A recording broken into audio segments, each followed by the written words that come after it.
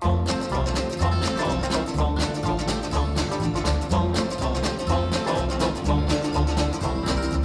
came down to this southern town last summer to show the folks a brand new way of life.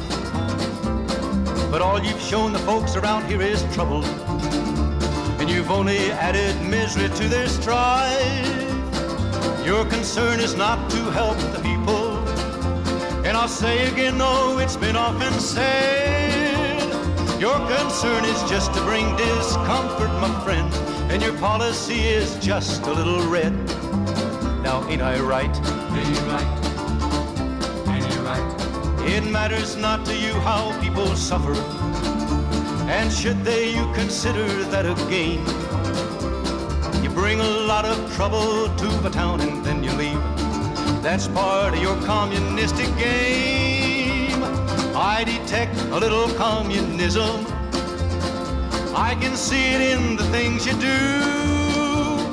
Communism, socialism, call it what you like. There's very little difference in the two. Now ain't I right? Ain't you right? Ain't you right? Your followers sometimes have been a bearded, bathless bunch. There's even been a minister or two, a priest, a nun, a rabbi, and an educated man have listened and been taken in by you. All the country's full of two-faced politicians who encourage you with words that go like this. Burn your draft card if you like, it's good to disagree. That's a get acquainted communistic kiss. Now ain't I right? Ain't you right? Ain't you right? One politician said it would be nice to send some blood and help the enemy in Vietnam. That's what he says, here's what I say, let's just keep the blood. Instead, let's send that politician man. Let's rid the country of the politicians who coddle tramps that march out in our street, protesting those who want to fight for freedom, my friend. This kind of leader makes our country weak. Now ain't I right? Ain't you right? Ain't you right? Let's look and find the strong and able leaders. It's time we found just how our neighbors stand. If we're to win this war with communism, let's fight it here as well as Vietnam. Let's rise as one and meet our obligations, so communistic boots will never trod across the fields of freedom that were given to us with the blessing of our great almighty God. Across the fields of freedom that were given to us with the blessing of our great almighty God.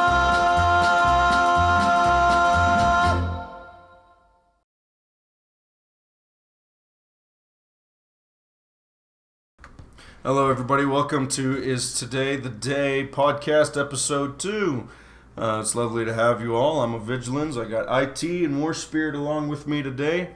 I'm happy to be here. I'm a lot more awake than I was last time. I was very tired, but just as always, we plan to bring you the real news and just, laborman opinions of pretty much what's going around.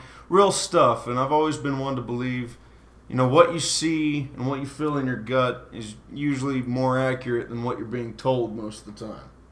So that's kind of where I'm aiming with this podcast. Welcome back. It's good. We got 2 weeks in a row this time. I'm trying to keep that as a steady thing. So, without further ado, let me pray. Thank you, Lord, for blessing this night, allowing us to do this on time and on schedule. Thank you for everyone who comes and watches. Thank you for all the blessings you poured out in our life. Bless this podcast and bless the people that listen. Bless the United States and bless my friends here with me today. Lord, just thank you for everything you do and guide us in your way and in your wisdom. Amen. Amen. Alrighty, fellas. So where do we want to get started? War Spirit? So last time we talked a lot about bail and the whole conspiracy thing when it comes to going in Like what's really controlling these deep state pedophile rings, and what it really implies, and what's going on for real. At least as far as we can tell as Christian men, just what it looks like and what we think is going on.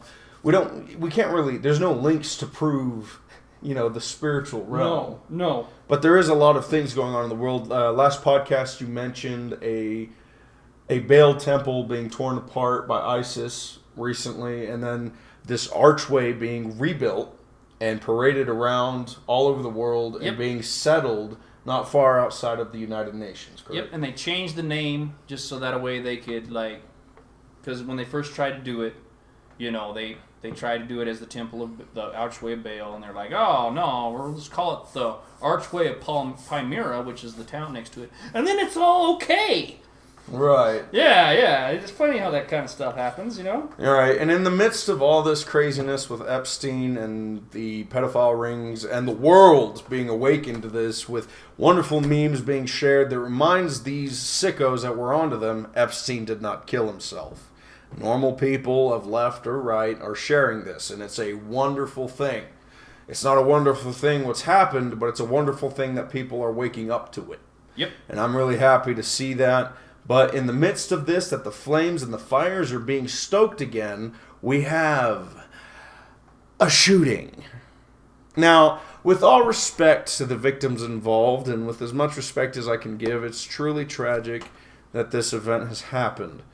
But I must say, try not to get distracted, and that it's very possible.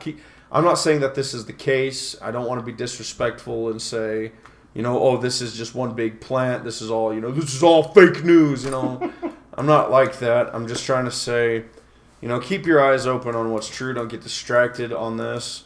Though I do think it's important that you pay tributes to the victims lost in this Los Angeles school shooting. And was there anyone killed? 2 people. 2 people. 2 people, and there were several wounded. Mm-hmm. So 2 killed and several wounded. And so my condolences are with the people lost there. But I must remind you that this could very well be, it could be unrelated, but be aware that the media is going to push this really hard to try to get everyone's attention off of what's really been going down, the Epstein pedophile ring crisis, which is connected to celebrities, even as far as I found photos of, who played as Hannah Montana? Miley Cyrus. Yep. Miley Cyrus with Epstein's hand on her butt cheeks as she... At 17. At 17 years old. Despicable. Especially, he's definitely not, 17 himself. No. No, he's got that white hair and everything, even in that picture, I'd have to say. So, guilty. Yep. So you have that, but that also, as War Spirit was telling me, is about that time when she started to go a little cuckoo, little nuts, little crazy. I'm sorry, I'm going to get off that joke. But yeah, no, she lost it after that. For lack of a better term. For lack of a better term. If you know what I mean. Wink, wink. Right. Nudge. Bob's your uncle. Bob's your uncle. The thing is, you notice with a lot of these celebrities, especially the females, the ones that are connected to this do some ridiculous things. Yeah. Absolutely wild. Like, you could call it artsy, but it's outright demented most of the time. It's like, what? That thing, that show that she had that not too far recently, where she was like almost nude, and she had like a dildo strapped to her and all kinds of she's just gone off the deep end weird. Off the deep end. Like, so, there's these celebrities, and I actually saw a meme that came up in my feed today, and it was, how come all these celebrities that obviously know what's going on and had such a pious, proud stance against, misogyny and rapists in the Me Too movement, but are so unbelievably silent when the truth starts coming out about what's going on for real. See, while I do know that Weinstein had connections to Epstein and the Clintons, how come this whole Epstein thing is silent? Isn't that directly what the Me Too movement was created to prevent? Yep, and you don't see any of these movie stars talking about it. No. When the Me Too thing came out, everybody was like, yeah, hashtag Me Too. But you don't hear any of these celebs talking about Epstein. Not a single one. And that's what I'm waiting for. Kanye, come on.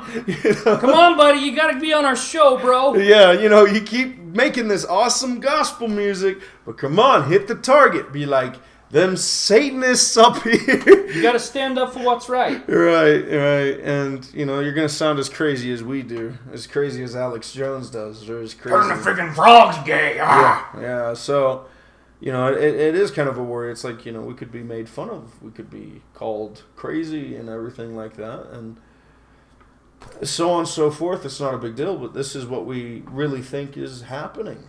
And it's not so much think so much as we've kind of found it really is. You do a mic check real quick. Make sure that we're still broadcasting here. Very good. No, I just wanted to see that because we did have an episode a while back. That, don't remind me. That was so embarrassing. It was embarrassing. We had 40 minutes of nothing.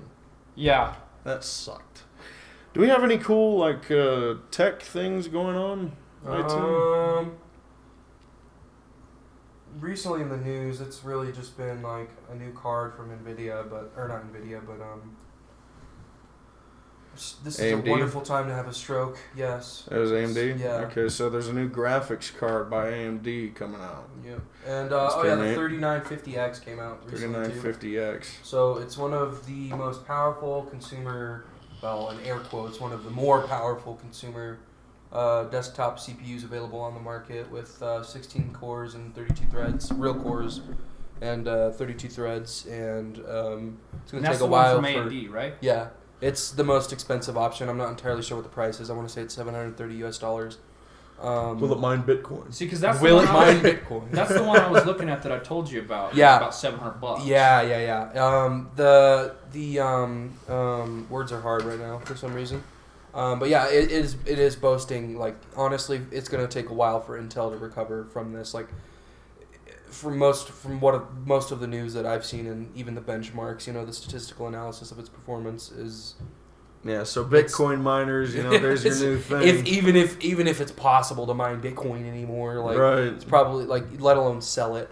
But yeah. Anyways, that's basically like the big news as of recent. I could think is AMD's next launch of their mid-range card, the Radeon 5500, and their most recent CPU launch, the 3950X. Awesome. So I just want to know how much longer it's going to take before we can be like on Ready Player One and just Ready Player One. just, It's going to be a while. VR is getting there, but I don't think it'll be there soon. It was a clickbaity video I saw the other day about haptic gloves. The ability to feel objects as Right. if they were real.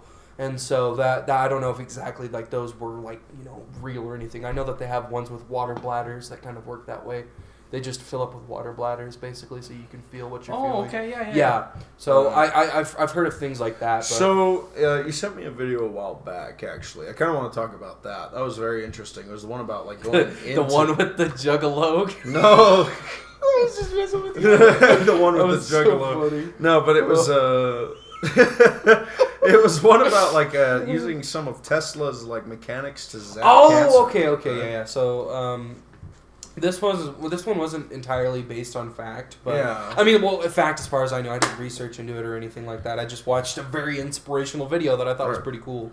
But basically, we've found a way to effectively Frequencies. using frequencies, the ability to kill cancer.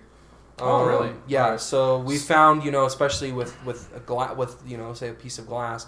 So the way a piece of glass breaks is you're basically matching the frequency that the object can emit, if that makes any sense, right? And so those clash and things explode, right? The same concept can be applied with cancer cells, right? So I don't know. Yeah, the they exact put like a bunch of frame. cells like of a type, and they kept trying these different frequencies to see all if the they'd way react up to to a certain amount. Yeah. But eventually they found one, and these cells just boom. They just popped. Yeah, they just literally blew up, huh? they had it on a petri dish in the video, and it literally showed them their cell just breaking.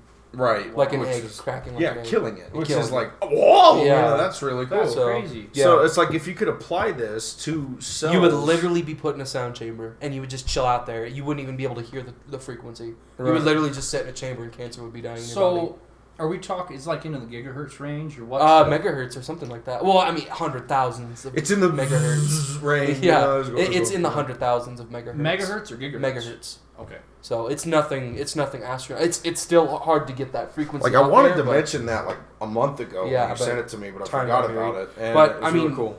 Nikolai. I mean, this went all the way back to Nikolai Tesla. Yeah. Tesla's theory of sound. You know what I Right. mean? Like, and that was what was so impressive, especially is because a man in that time frame ended up being actually quite correct in today's Right. day. Like I mean, I believe I read somewhere that he put someone in a chair, did a frequency, and the man crapped himself. So I mean, obviously he knew something. Right. Yeah. I mean, So- could you imagine just? Oh. Yeah. So basically, these frequencies they're putting them out, and these cancer cells are kind of since it's matching it. It's Yeah. like the cancer cells are killing themselves. Unlike Jeffrey Epstein. Unlike Jeffrey. That was such I'm a sorry. that was a big brain move. I know, right? That's how they killed him. That's they use frequencies. Bro. I'm They use sorry, I had to frequencies. go there. They just vibrated him to Exactly, death. and the cartilage in his Shaken neck baby broke. syndrome. Shaken baby syndrome. Shaken baby. Shake and bake, Cal. But Jeez. other than that, though, there hasn't really been too much to. I mean, the technical world, albeit, has kind of stagnated. I mean, Nvidia's recent moves in the market have been kind of stale. So their 1660 lineup, which is not based on Turing architecture, but it is. I don't know if it's. I can't remember exactly what the actual architecture is, but it's their next lineup of GTX series graphics cards, and they released a 1660 series, which starts as normal as 1660 and 1660 Ti, and so the Ti version was supposed to be the top dog of the mid range, which it ended up Right. being because AMD hasn't really competed yet. Okay, right? so bottom line though. So right now, what is it? Is it Nvidia or AMD? Who's the top dog? So, well, I mean, in the graphics market, Nvidia. As far as like getting raw power out of something, it's Nvidia. There's no doubt about it. Yeah, there's a lot of I have to agree. options. Yeah. There's a lot of options. So, like for instance, right now, the most powerful GPU money can buy is effectively owned by Nvidia. So therefore, they own, as far as the most raw graphical power with the most features, that is Nvidia. Okay. Okay. Nailed it. AMD is trying to get there. They're not competing as much as I don't even say as much as I'd like them to, quite frankly, because Nvidia has had a monopoly for the past couple years, and Right. that's off. There's only 3 major companies in the tech world, right? That produce three major they are literally the top dog. The other ones wouldn't exist without them. You have AMD, Nvidia, and Intel. Intel solely makes processors. They're fixing to step in the graphics game, right? Nvidia works on graphics only. I think I just got bit by something.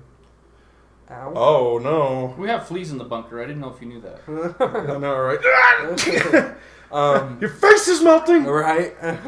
Jeez. And then the third one is AMD, which works in processors and graphics, right? So there's only 3 major companies, and beyond that, there's sub-companies, like they're called board partners, so they make the coolers, and they expand the PCBs and add extra, lack of a better term, widgets to it. That's the best way I could describe it, So right? let's just jump right in. We're So- talking about competing things. Right. So the video title you'll see is AR15 versus AK-47 and such like that. So is it? I have a question. Is it the AR-15 or is it the military M4A1? Okay, so we're strictly talking civilian use. So it's going Okay. to be the AR versus AK. AK. Okay. Right. Yeah. Awesome. So Is that like a brand? Like, do we want to what are our parameters here? Like a brand of like Kalashnikov type weapons versus like. Okay, so yeah. Okay. Or just So as a the blanket. Kalashnikov AKM style AK. Okay. There is tons Hundreds. of different Yeah. different It's- brands. You out got there. the China one, the Russia one, the Chechenian Let one, the alone- Bosnian one. Yeah. Let Well, alone the different okay, so no, models. it's not even country. Yeah. Even just Down to brands. model. The Like, wooden one, the plastic one, Well, metal one. Sorry. You got like NetGuard. Uh-huh. You got. Oh man, you got 100 different ones, and these are all okay. So AK is kind of weird, and I'm actually going to go into that. Kind of actually almost stole my thunder there, John. So Arsenal, in my opinion, is one of the best AKs money can buy in the U.S. If you can buy this stuff over in Russia, then yeah, Russian AKs are awesome. They got the AK 405 and 202 over there that are, I mean, they're actually almost like a recoilless rifle because the barrel actually moves. You can't buy that here. Right. Because they don't make a semi-auto version. And you can't even, so the Russian AKs, and the Clintons screwed this up. Again. Well, this was back in the 90s. We can't have anything nice with them around. So We can't even have suicide or pedophile back in convictions. that's true. Back in the early 90s, you could get all kinds of stuff because there was no import laws on firearms. Right. So places like China were coming out with some actually really good stuff. Have you ever heard of Norinco? Nope. I have. So the brand Norinco, they actually started like flat out like shamelessly copying all different kinds of guns. You could get Norinco 1911s, you get Norinco M1A, like M14s, you get Norinco SKS, Norinco AKs, all this different cool stuff, right? And they were cheap. Really? My dad bought an SKS Norinco, and also this is cool. This Norinco version was an SKS that took AK-47 mags. Okay, so it was an SKS Yeah, converted over that to the took mags. AK mags, Huh. which is like weird. Most people don't Yeah. even believe that it exists. And so actually, I'll sometimes show my buddies like back in high school. I'd show them like, no, I'll bet you $20 I got an SKS that takes AK mags, and so 30 round magazine clip. and this was back half like a second. this was like 97, I think, is when he bought it, and it cost $120. Okay, That's ridiculous. today You can't even buy a Mosin for that much. no, not anymore. Yeah. I bought my Mosin for $98, but that was like Back then. back in the day. Yeah, I could have got one for $200, and that had 200 rounds of ammunition with it. really. I could have, but I didn't. Because I guess I'm stupid. You know what I ended up doing? It's like, I don't know. I was 18. I could I have done it. like to help people out sometimes, like if they can't afford it. So like, I gave a buddy of mine. I had a 303 British that I bought for $120. I gave that to him, and another buddy of mine. I had a Mosin Nagant. I paid $98, and I gave that to him. So I don't have any of my classic war guns now because I gave them away. Them all away. But yeah, the Mosin Nagant's actually a really good gun, really good rifle. Yeah. Its cartridge is the most used battle cartridge. Yeah, in the entire 7.62 world. by 54R. Yep. Yeah, it's the same that the Russian sniper weapon. What is it, John? Dragunov SPD. The Dragunov, yeah. Right. Dragunov uses the same round. The Mosin I'm not sexy sure what sister. the Or grandchild, SV98, one their of those. more modern rifle uses. I don't know. Yeah, I don't think know. it's this. I don't think it's the 7.62 by 454. No, I don't think so. I think it's closer like to a 308. Yeah, I think round. you're right. I don't know. I know that the Mosin, I'll split them out in half just about. So it was a pretty big round. you It's know? a good. It's actually It shoots wait. That's Yeah, it shoots SV98, 54. my friend. does it shoot the Yeah, it 54? shoots 54. Okay, That's so the SV98. that is a great round. It's actually I like the 98. But are you talking about the Dragunov? Both of them shoot the same round. Oh, same okay, round. fair Yeah. enough. Yeah. so that the 7.62 by 54R Is the most. It's peppier than a 30-06. Yeah, that shit. Well, it'll punch through some shit. Yeah. man. We're gonna have to do more of these. Like I'm already liking where this is going. Okay, Yeah. so we are getting off on a rabbit trail though, so I want to go back to AK versus AR here. Okay. So again, one of my favorite AK brands that you can buy in the U.S. is they're called Atlantic Firearms, and their brand is called, the website that you can buy from, and it's called Arsenal. I like the Arsenal AK-47 that is the SGL 21-62. They're awesome. Do you own one?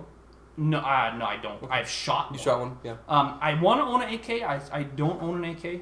Yeah. And actually, folks, I don't own any guns. I've lost all of my In a guns boating in a accident. boating accident. So This was tragic. yeah. So all you alphabet boys, That sorry. damn lake. Yeah. It's always swallowing our guns. Gun owners are such bad boat drivers. Yeah, no. Just God. But you right now, and I looked this up actually just today. You can get an Arsenal AK for $879. Now here's the caveat to that, okay? So yeah, $879. You think, oh, that's a good deal. Americans have screwed themselves over on prices of AKs. Okay? Because a lot of this stuff... Here on RussianFirearms.net. Well, that's just the thing. If you, over in Russia, anywhere... Yeah. Even worse, like in Africa. Mm-hmm. You know what the average cost of an AK-47? This is a fully automatic It's like AK. an Arizona iced tea. You know how much an AK in Africa costs? I don't know. I can't. $25. That doesn't surprise me. Yeah. Well, guess where we're going, Yeah, boys. we have hosed We're ourselves. dropping in Syria. We have hosed ourselves on AK prices because of the import laws that we've done.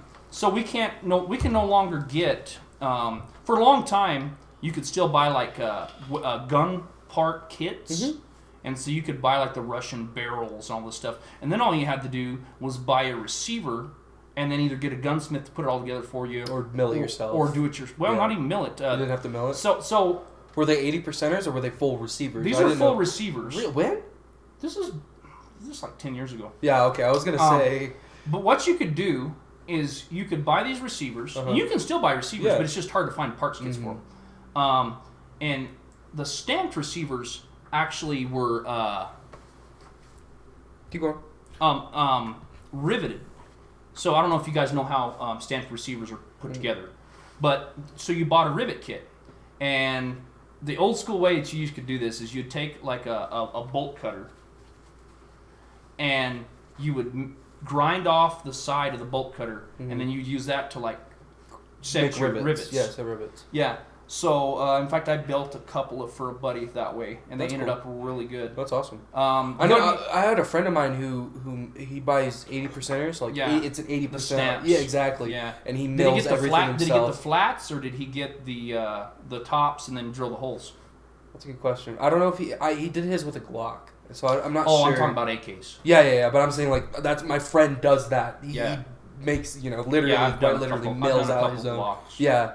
So you can get the Glocks really cool. on brownells.com right now. It's got a really good deal. I think it's $75 for a Glock lower 80%. Really? Yeah, and then you just They're get the super jig. cheap, but I mean it's a pain in the ass. Here's the trick with the Glocks though. Here's the trick, and most of it pisses me off.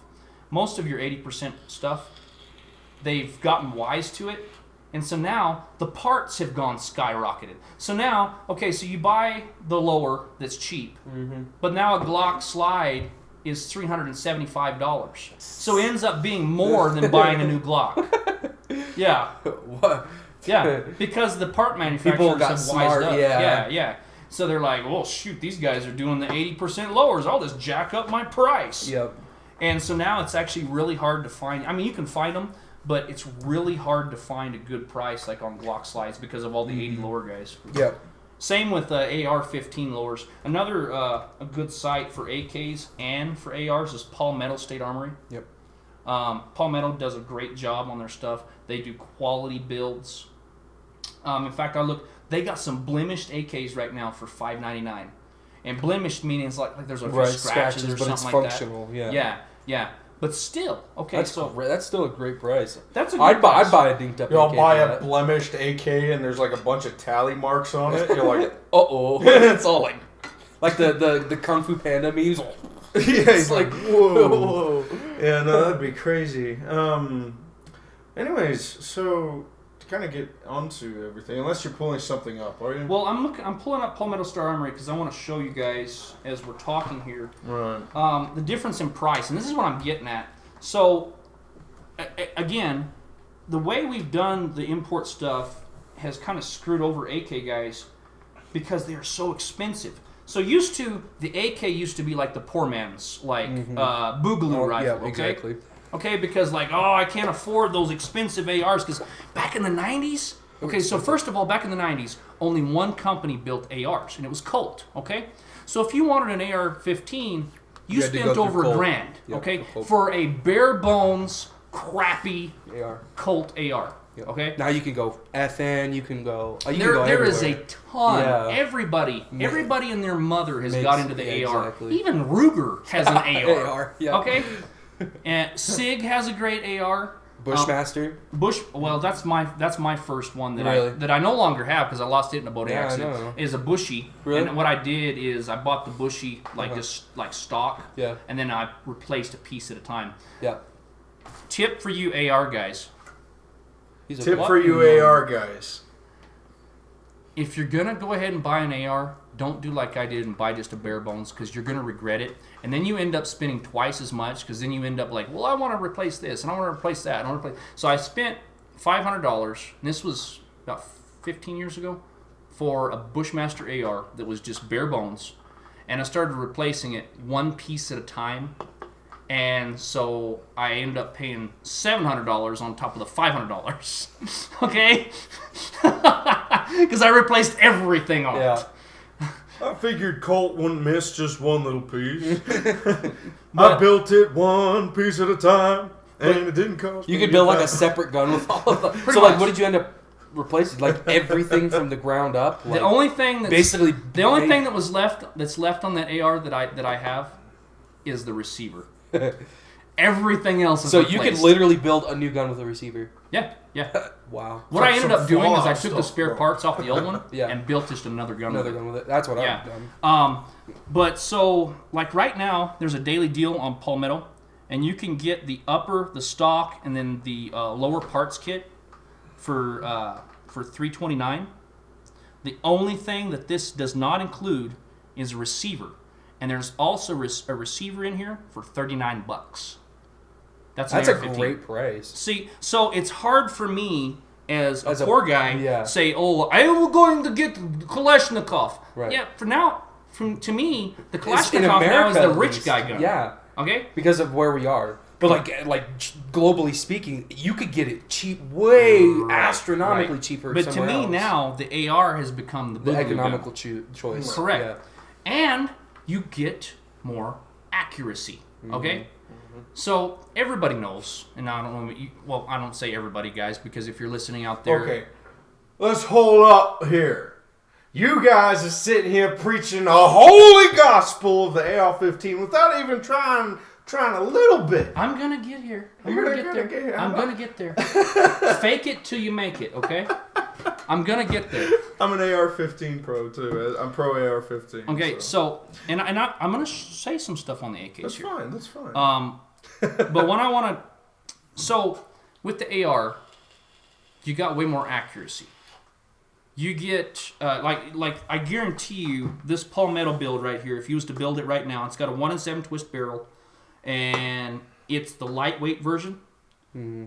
So that's another thing we're gonna get into here in a minute. Weight. Right. Okay, so there's an acronym, and there's a YouTuber out there. His name is Nut and Fancy, or his YouTube channel is Nut and Fancy, and he's thing called it says SAWC, size and weight constraints. Yeah. Okay, so this AR, even if you used to put like a hollow sight on it, or even like a 1 to 4 power scope, it's gonna weigh like 7 pounds or less. That's Yeah. with a mag in it. Yeah, I know. So That's pretty good, right? an unloaded AK is like 8 pounds They're literally without optics. I mean, wood and steel. or a right? mag. Yeah. Those things are like, it's like carrying around an infant. Like, Well, and that's another thing with AKs that sucks, and they never. they're thick boys. So their magazines. Tapco's come out with some mags. You can't get a good polymer AK mag. Yep. If you want a good mag, you got to gotta buy the break. Chinese or Russian. Even Belgian. I heard Yeah. Belgium makes good ones. The Belgian mags, or even those Bakelite. That's the closest ones to like a plastic to that you can plastic get. one. But they're heavy. Even the Bakelite ones are heavy. Yeah. And so you can't carry as much. And I was doing some research. Okay, so what do you guys think 100 rounds of AK-47, 7.62 by 39 weighs? Oh, that's a good question. I know you mentioned it earlier today. Yeah. I'm going to go 20 pounds. 20 pounds? 20 pounds. What do you think? 100 rounds. 100 rounds. Nah, I'd probably go... I'd go 20. I think that's pretty safe. I think I'm gonna slap a 15 on that one. Okay, so you guys are way, way over. It's actually only 3.6 pounds. That's still heavy as hell. Yeah. Okay, so what the hell versus am I thinking? okay, so 5.56/223, Right. which is the same Same thing. thing. Don't let anybody fool you and Yeah. argue with you because there is some neck difference, but just shut up, Army guy. Never load blackout though. 300 blackout will screw That'll up your ruin gun. everything. Yeah, it'll okay? screw your day. Your gun just falls apart. 100 rounds of 5.56 is 2.69 pounds. So you're looking at 3.6 versus 2.69. Yep. Because for all you video game guys out there, usually ammo doesn't go against your weight. In real life, it does. It weighs quite a bit. And so basic loadout, usually Marine Corps and different things, they usually do at least 200 rounds. Is what your battle loadout is. Mm-hmm. So you got to think of 200 rounds of whatever ammunition you're going to shoot. Exactly. Plus whatever else you got. Mm-hmm. So it makes you slower. Right.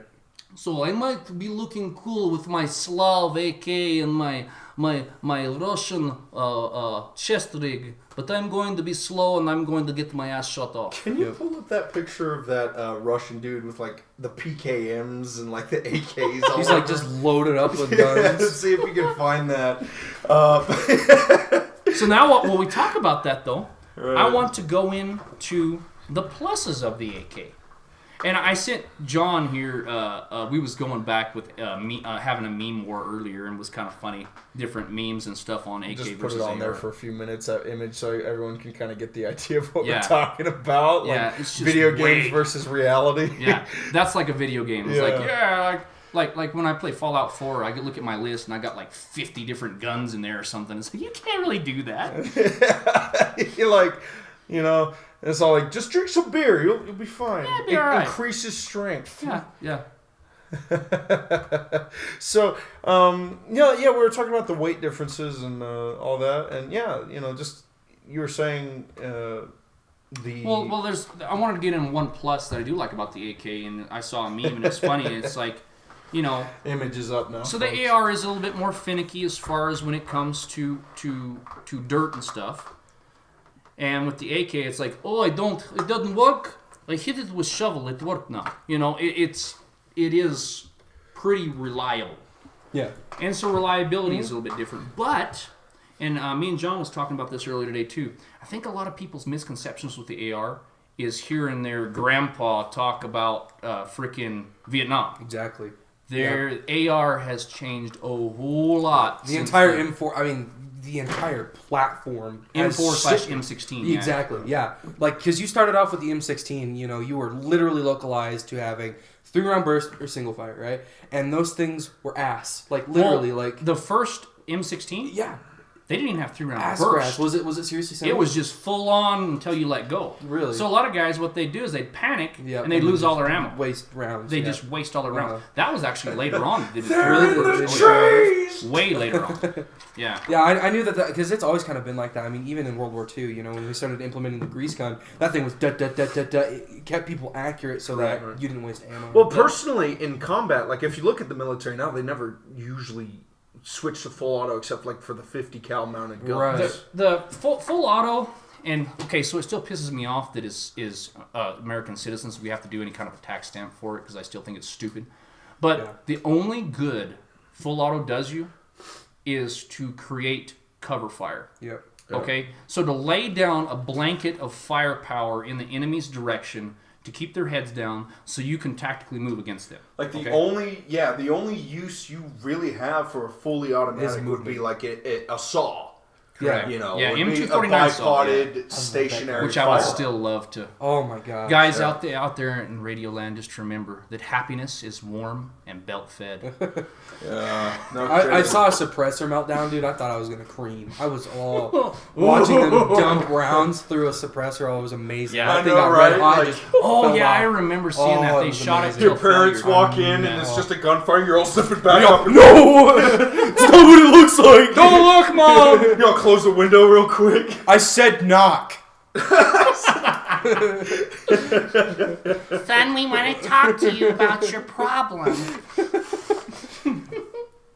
Anyways, So I'm sorry. Anyways, so that's the only thing that is good for fully auto, but I still think that American citizens should be able to have that because it's not that much different. Right. Right. Well, and I mean, like, you know, I am correct in saying that our armed forces, at least for the standard, like, rifleman, does not use full auto. As often. As yes. often, no. They have right. that ability if they Right. need it, though. Yeah, but, like, tactically speaking, if you're going for kill shots, Yeah. you're never going to use, like, full auto. Yeah. No, and even like room clearing and stuff like that, Right. you're going to be semi. Mm-hmm. You're going to be semi on that because one, No you don't want full to waste. auto in buildings. You don't Sorry. want to waste all your ammo, and two, Right. you don't want to hit a friendly. Exactly. Right. Okay. Because that it's an unwily beast.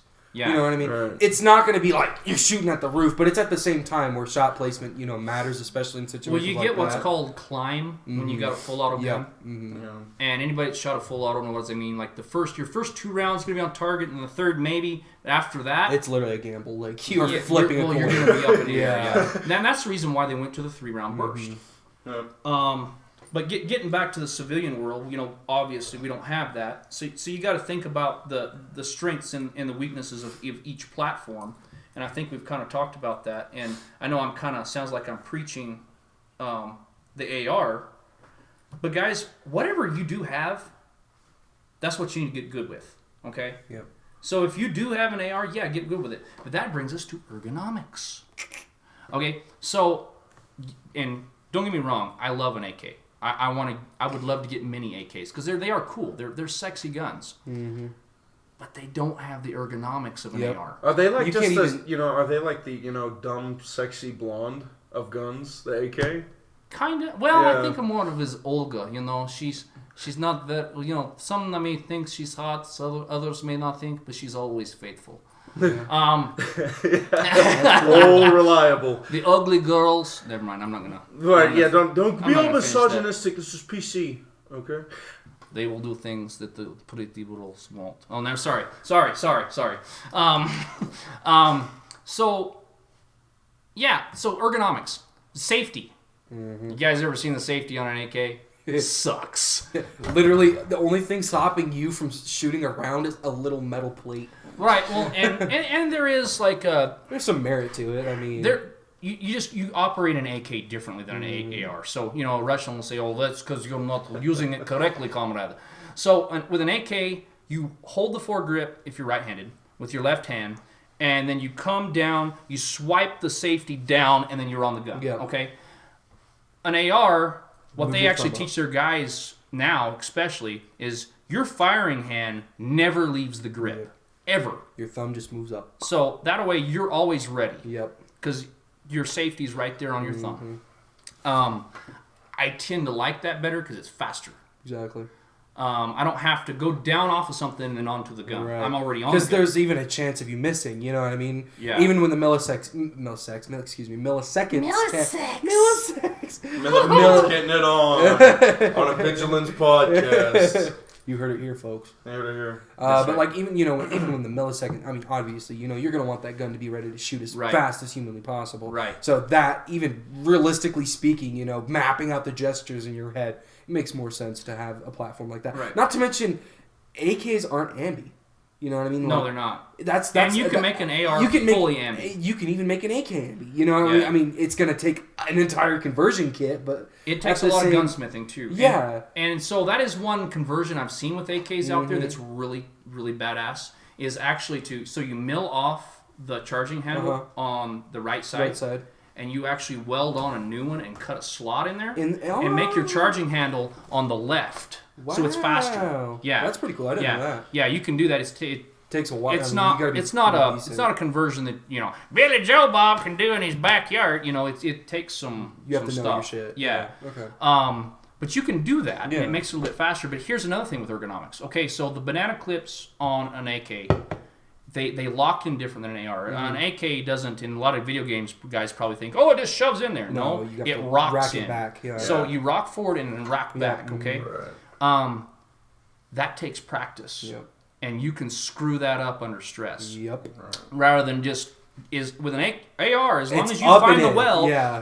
back Up the and crap in, out of yep. it, and it's gonna go in. Okay. Up in, ready to bang. Like, Yeah. That's just how it works. And see, the paddle on the bolt release for an AR Yep. is right by where your thumb, where God intended. how convenient. Yep. and you're in. You're ready to shoot. Instead of you having to rock the mag in And if then you're in charge the handle. exactly. If you're comfortable, you go under the gun and charge. Because the AK, for whatever reason, and they never have made a conversion. I've always wondered why gun manufacturers that are building new AKs don't make a last round hold open. It wouldn't be that hard. Yep. I know. A lot of mags implement it. That's the thing. As soon as you take the mag, the thing's down. You know what I'm saying? Like, I know that mags implement that, but well, and that's just the thing. But the AR it stays locked back right, exactly until you push that button. you put a new one in and shove it in. Yep, exactly. So you don't have to keep pulling the charging Yep. handle. And another thing with the AK is, and this doesn't bother me, but it does some people. Some people don't like a reciprocating charging handle. Because especially like say you're a southpaw and you're shooting the gun. Now you got the charging handle going dang, dang, dang, dang, right at your face. Exactly. Okay. Yep. So the AR doesn't have that because they have a non-reciprocating charging handle. Okay. So those are the big pros and cons. So like us being an Americans, the wise choice. This is going to sound super run of the mill, but if you're looking for an economical choice that's going to be both convenient and highly configurable at a fair price, go for the AR15. Well, that's what I was just going to say. Configurable modularity. Exactly, because excuse me. So the modern dying. I'm dying. The modern tactical world has brought us the wonderfuls of Picatinny rails. Oh yes. That's yes. And it's become a staple. All right. Yeah, that's we what were makes it talking so about that good. Because like the AR-15, you're saying the AR-15 is a standard. You get an AR-15. You can have throw to you can throw shit on it. You day can one. just slap your red dot sight, slap your flashlight, slap your laser sight. You're ready to shoot. You can slap your chainsaw attachment with the flamethrower at the end of it. I want to get the shotgun attachment. I know exactly. Skeleton We key, need to call up USA Today and see what their pointers are. Like seriously. Yeah, I know. Right? But as far as modularity Pepe out of the Frog box, offensive memes attachment. it's literally like it's. I mean, it is literally you can boutique a firearm day one. Like that's what makes it so convenient. Yes, there are brands out there of AKs that do this. They're sure they have modern versions, but as far as even like arguing down to the roots, you know what I mean? Like AKs are a pain in the ass. Like you're gonna have to replace the dust cover. You're gonna have to replace the handguard, or if you want the original dust cover, you're gonna have to get a mount. Religiously AK, you'll find in many forums and stuff that people who are very pro AK. I like AK. Like I think we all agree that AK is like, we'd all love one because it's good. Very good. Beautiful rifle. What they'll argue, it's like, don't put an attachment on an AK. That's an insult. Yeah, I've heard that before. There's even memes out there that's Purists. supposed to be like the communist like photos or propaganda. It's all, do not put anything on AK. It is not what the Kalashnikov. Yeah.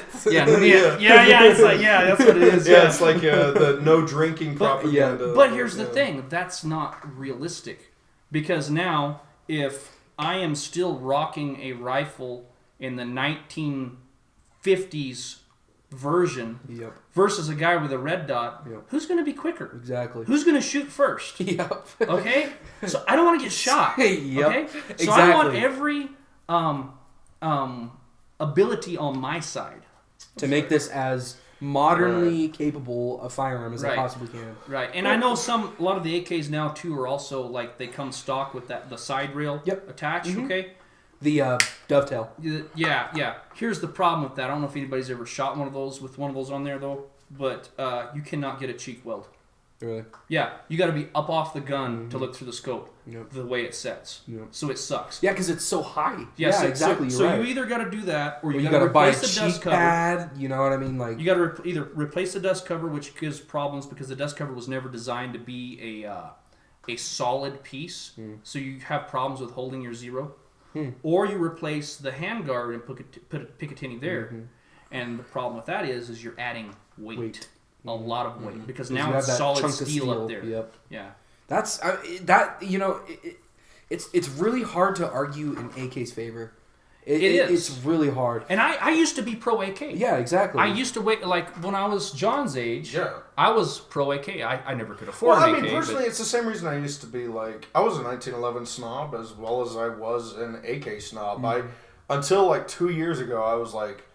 I believe that the Russians made the best guns in the world, and that's arguable, but, because I will always love the SVD, Dragunov. The Dragunovs are is beautiful, my favorite gun in the world. I mean, We could do an SVD versus M1A too. Yeah, that's what I was gonna do. Is like, Because the M1A is more accurate. let's just do something ridiculous, like a Lee on-field versus an M60. Gosh. It's like, what? The SVDs are awesome and they're beautiful, but also, have you ever shot an SVD? Like with the actual stock scope that come on it? I used to play airsoft quite a lot. So a buddy of mine owns one, and I got to shoot it. And so he has the actual like Soviet The scope original on it. PSO. Did it have the stock where you could like put your thumb through it? Like Yeah, the original stock? Yeah, Shit! yeah. Sorry. Yeah, I had a chance to buy it from him once, and I screwed up and didn't do it. I should have. No. That's a BR, dude. I love battle rifles. So it's cool, but so I don't know if has anybody ever shot a scoped rifle before? I have. I Okay. killed that antelope. So there's this little problem called eye relief. And the SVD stock Soviet scope has a 1/2 inch eye relief. I'm not even joking. And so you better get used to feeling like a pirate. Because that 7.62 by 54R does not screw around. Yeah. Yeah, that thing's There's a gonna kick reason pretty why hard. they put rubber on the outside Yeah, of the it. Because it kind of helps take some of the shock, Yeah. but it still hurts. Yep. You're gonna be rocking around with a big fat eyebrow. It's for a okay, while. comrade. You will learn not to flinch eventually. Exactly. Your eyebrow will block blow. In Soviet Russia, recoil rifle. Yeah. Yes. Exactly. If you flinch, you're something that rhymes with sussy. But yeah, I don't know, man. So Yankee spy. Yankee spy, like, and it's really like hard because you hear even historically speaking, the AK is probably one of the most remarkable battle implements that this world has ever seen. It is. As far as It's the longest lasting battle battle rifle ever. ever. Period. the ISIS is still using guns from the freaking 60s, Like, you know? what? And our guys are freaking having trouble with Yeah. it, so it must have some stats. So this is where I was going to play devil's advocate. Okay. You know, because so AR-15, I'm if I had to choose between rifles at this point, I'm like, yeah, I'd probably go with an AR-15. Just simply because, the lightness of it, the configuration, Cost effectiveness. the cost effectiveness. But like, let's say SHTF, it's the big igloo has come along. The great big happening has happened, and what do you choose? And I thought about this long because I was talking with Ever. I was like, would you want your AR-15? You said yours before you lost it in the boating accident. Used to take a huge thrashing, and it's probably still down at the bottom of that lake in great shape for all we know. So, I'm sorry.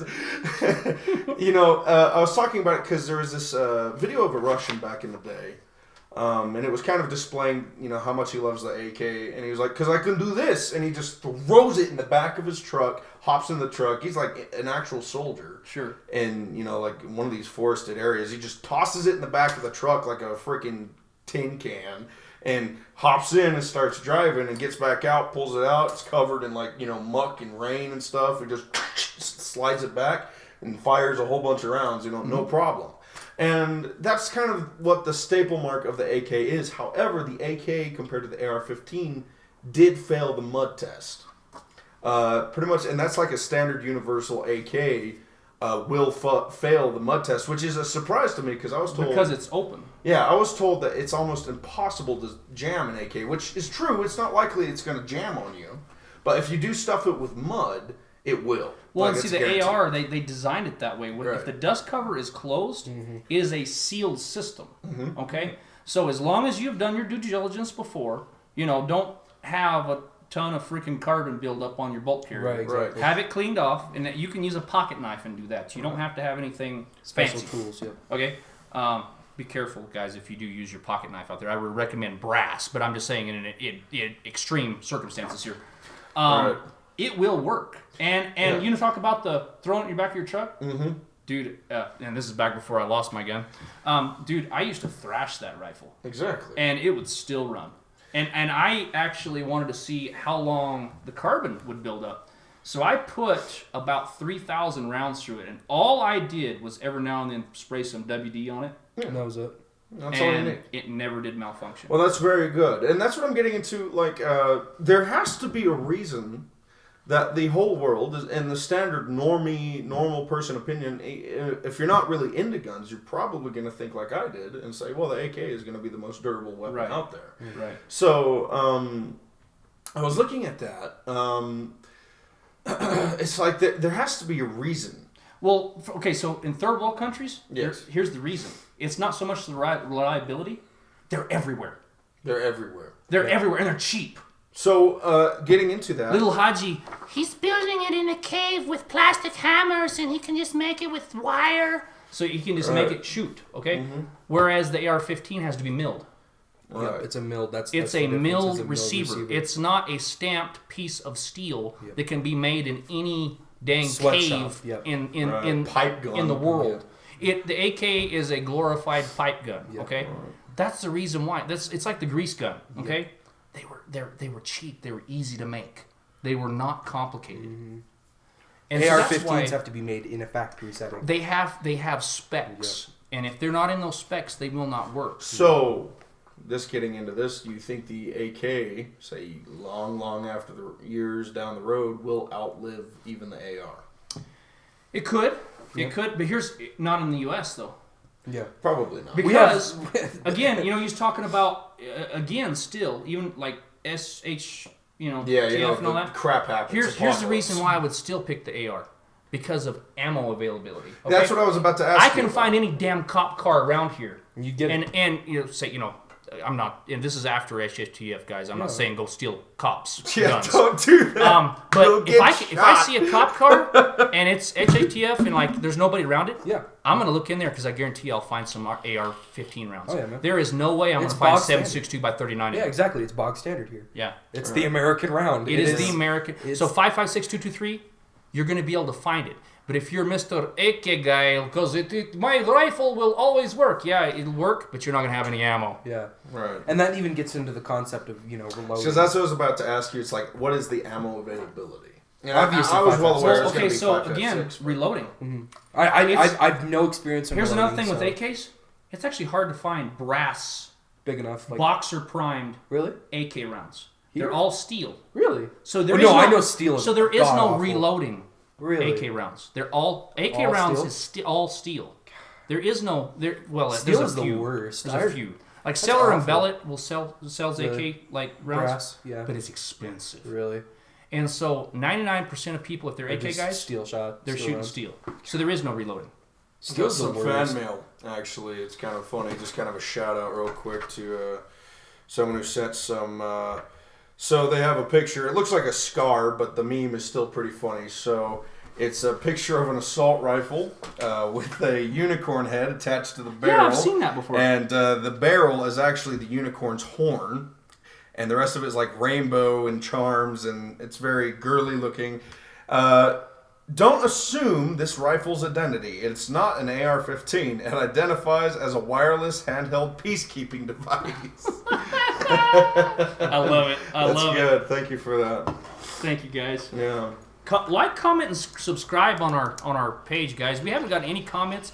I would thank you so much if you would just comment. Just one. Yeah, We'll give you we'll give tell you a us shout we're out. a bunch of morons. I don't care. Comment. We would love it. Yeah.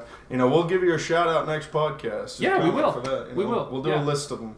Yeah. So, I don't know, and I'm still kind of torn on it. Now, granted, I will if that happened, my rifle of choice would have to be the AR-15 because that's the best choice out of every rifle. Yeah. And I mean, don't get me wrong. If you found anything that's 5.56 isn't like the scar of 5.56. Some scars are. Yeah. But your Seven. your most of your scars, and you can have 5.56, but most of your scars are actually 7.62 by 51. Okay, 51. so pretty Yeah. big. The It shoots NATO basically a 308. 308 Right. is the same exact thing. It's the same as like 5.56 heavy 223. gun. Yeah. Beautiful. I love scars are bulky and they look comically weird. But it's because it's so cool. That's why I like them. You know the special forces tried out the expensive. scar over in Afghanistan though, and they hated them. Yeah, I know. They're unreliable. I know, but they look so cool. Oh, It's they like, look kick-ass. I got to hold one. I went up to a pawn shop and got to hold one. I was Yeah. like, I'm literally holding my childhood dreams in my hand. Well, right now. see, the SEALs tried it out, and they were the same way. Yeah. And it was like one of those things, like, it broke their hearts that Yeah. it wasn't working, so they kept trying, they kept They're trying. like, please work. Yeah, and then they And it finally never just got worked. pissed off Yeah. and got rid of it. This Yeah. They freaking started Ugg mocking- boot looking ass Yeah. piece of metal I know. had better start working Yeah. soon. Exactly. So what they did over in Afghanistan is they scrapped the scars, and they actually brought the M1A out of mothball and started Really? using M1As over there. They started even the Marines. Yeah. They would give one M1A, M14, it's the same. Yeah, to like one guy per squad, Really? and they would be designated the long distance marksman. Really? Yeah, because okay, so over in Afghanistan, guys, I don't know if you knew about this. They were dealing with way long ranges because sometimes you would be shooting like across mountain ranges at each other, and they found out because a lot of the guys were rocking, especially the Army guys, were rocking the M4. Well, the M4 has a 14-inch barrel. Yeah. Well, the problem with your 5.56 round is it's kind of anemic as is. When you get a 14-inch barrel and then you're pushing it out there to 600-700 yards, they were actually shooting Haji like 12 times before he went down. Yep. So Because that thing has time to tumble. they wanted too. a round with more knockdown power, Yep. so they brought back the 308, Yep. 7.62 by 51. Yeah. And that was being effective. That's the reason why they was trying to do the SCAR, and it just broke their hearts. So they just brought back the 308, and now the Marine Corps actually has put a new stock on the M1A. Yeah. And it looks kick. And Yeah, you're not yeah. kidding about how many times they tried, because there's a ton of variants of like, military like variants of scars. Yeah. There was like the marksman scar, the Yeah, suppressive. all the military as a whole, Right. not even just the SEALs. Yeah, you're right. Yeah. They tried. They tried so hard. They tried. Because it looks so sexy. It looks so cool. If I saw that, like, like I didn't know what it was, especially being a Haji, I'd be like, "What the hell is that?" It's Bro, this scary. is space age technology, bro. He has this scar. Kill him. It will jam. The SCAR is the 1911 of rifles. It's pretty. Oh man! I bet you I hurt some people's peepees out That there. was a good one. I'd never thought of it like that. You literally opened a third eye. Like, it's gorgeous, you love it, but it's freaking worthless. Well, that's what I love 1911s as far Yeah. as like their looks. They're so Gorgeous. sexy. I know. Oh man,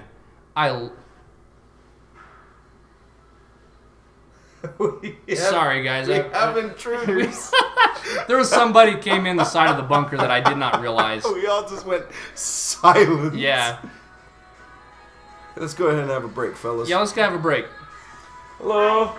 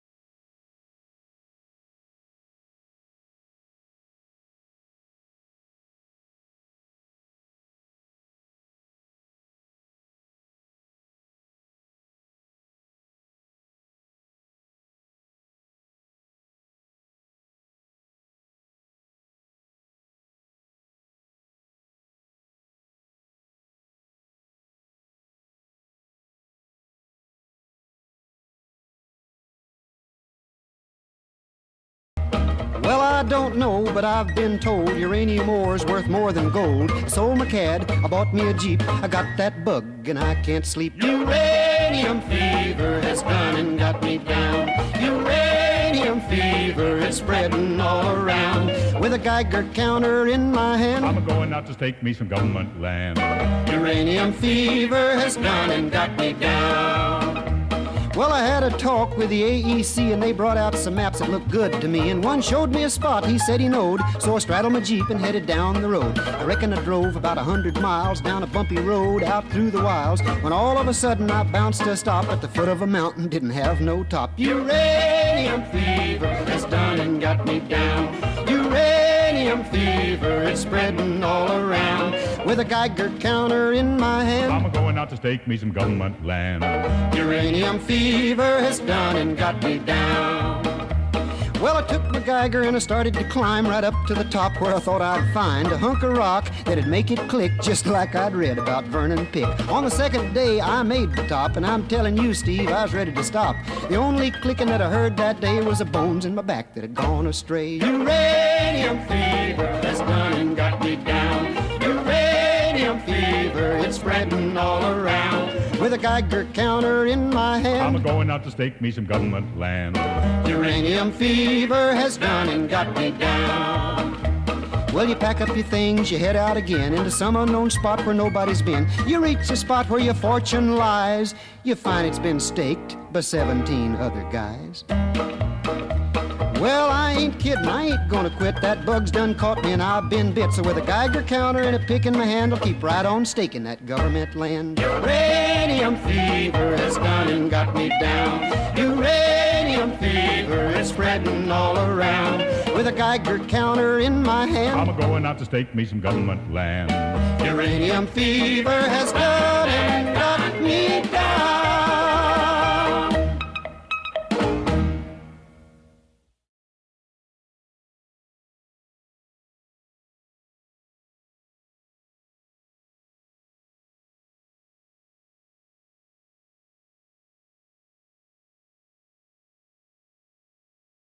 Go ahead and do it. Alrighty, folks. Sorry about that. Yeah, we Brief had- intermission. Yeah, brief intermission. So, we're back. Where do we want to resume from there? I was talking about like the AKs and everything. So, do you like honestly, when it comes to brute force thrashing, beating the living hell out of your gun? You know, get and run and go, no clean stops for like months on end, right? You have no chance to clean your gun. You're running, you're going through buildings, you're bashing it on walls, you're throwing it in the back of trucks. What weapon? That's For me, I still gotta say AR. Still gotta say. I mean, still you gotta have say experience with that Yeah. too. And I have had experience, not as much with AKs, but I've had experience with AKs too. And I have seen AKs fail. Right. And I've seen problems with AR-15s, but here's the thing. Again, okay, so caveat, not all ARs are built equal either. That's true. I'm not saying go and buy the cheapest, crappiest AR out there that you can find. Don't spend $200 on a kit and expect it to be like God tier. Yeah, don't expect to spend that much and then expect like, you know, I'm a Delta Force Navy SEAL boy. You know, No, because those guys firearms are you get what you pay for. Exactly. Period. And I also have to go with this. Okay, so again, I have to ask myself, what do the SEALs take into battle? SEALs don't take AKs. It's true. They do not rock AKs. They use the M4 platform. Yeah. So So because the corporate masters I'm not, told to. and, well, that's Stick it to the man. that's the thing with SEAls. They can pick any damn weapon they want. Oh, and that's what makes me so They jealous. they are not beholden. So like Exactly. Marine Corps, Army, all those. That is true. Standard. You use what you're told to use, and it doesn't matter if it's crap or not. Okay. Murphy's law of combat. Always remember that your weapon was made by the lowest bidder. Yep. Okay, which actually isn't true because all the Marine M16s now are made by FN. I So Yes. I mean, I was just like that. Like that make me like get all like gooey inside. I would no, so FN. love. Oh, by the way, here's something cool, guys. That I was telling John about this yesterday. That I just think is badass. I love Marines out there. Hey, all my crayon eaters out there, I want to give a shout out to you, Semper Fi. So the Marine Corps, when the Army went to the M4 platform, the Marine Corps said, "F you guys," and they kept the M16 full, like 20-inch barrel, with the old school stock. But you know they updated the internals and everything, but they're still rocking the full size rifles because the Marine Corps said, okay, so our Marines are still riflemen first and everything else is second, and they wanted the most effectiveness out of that round as possible. So they wanted the longest barrel that they could have. Yep. And that's the reason why the Marine Corps still to this day has the old school M16 platform. You know, and I look at the M16, the whole design of the M's whatever it looks American. Yeah. All the way to, you know, the M14, the M16. Thank you, Eugene Stoner. Yes. Yes. You know, it looks like a stoner built it. They all look like bongs, I'll be honest. You know? What? Well, I mean, think about it. Like now the you're going M6 back to the Vietnam era where they're like smoking out of the barrel. Literally a shotgun. Yeah. Yeah.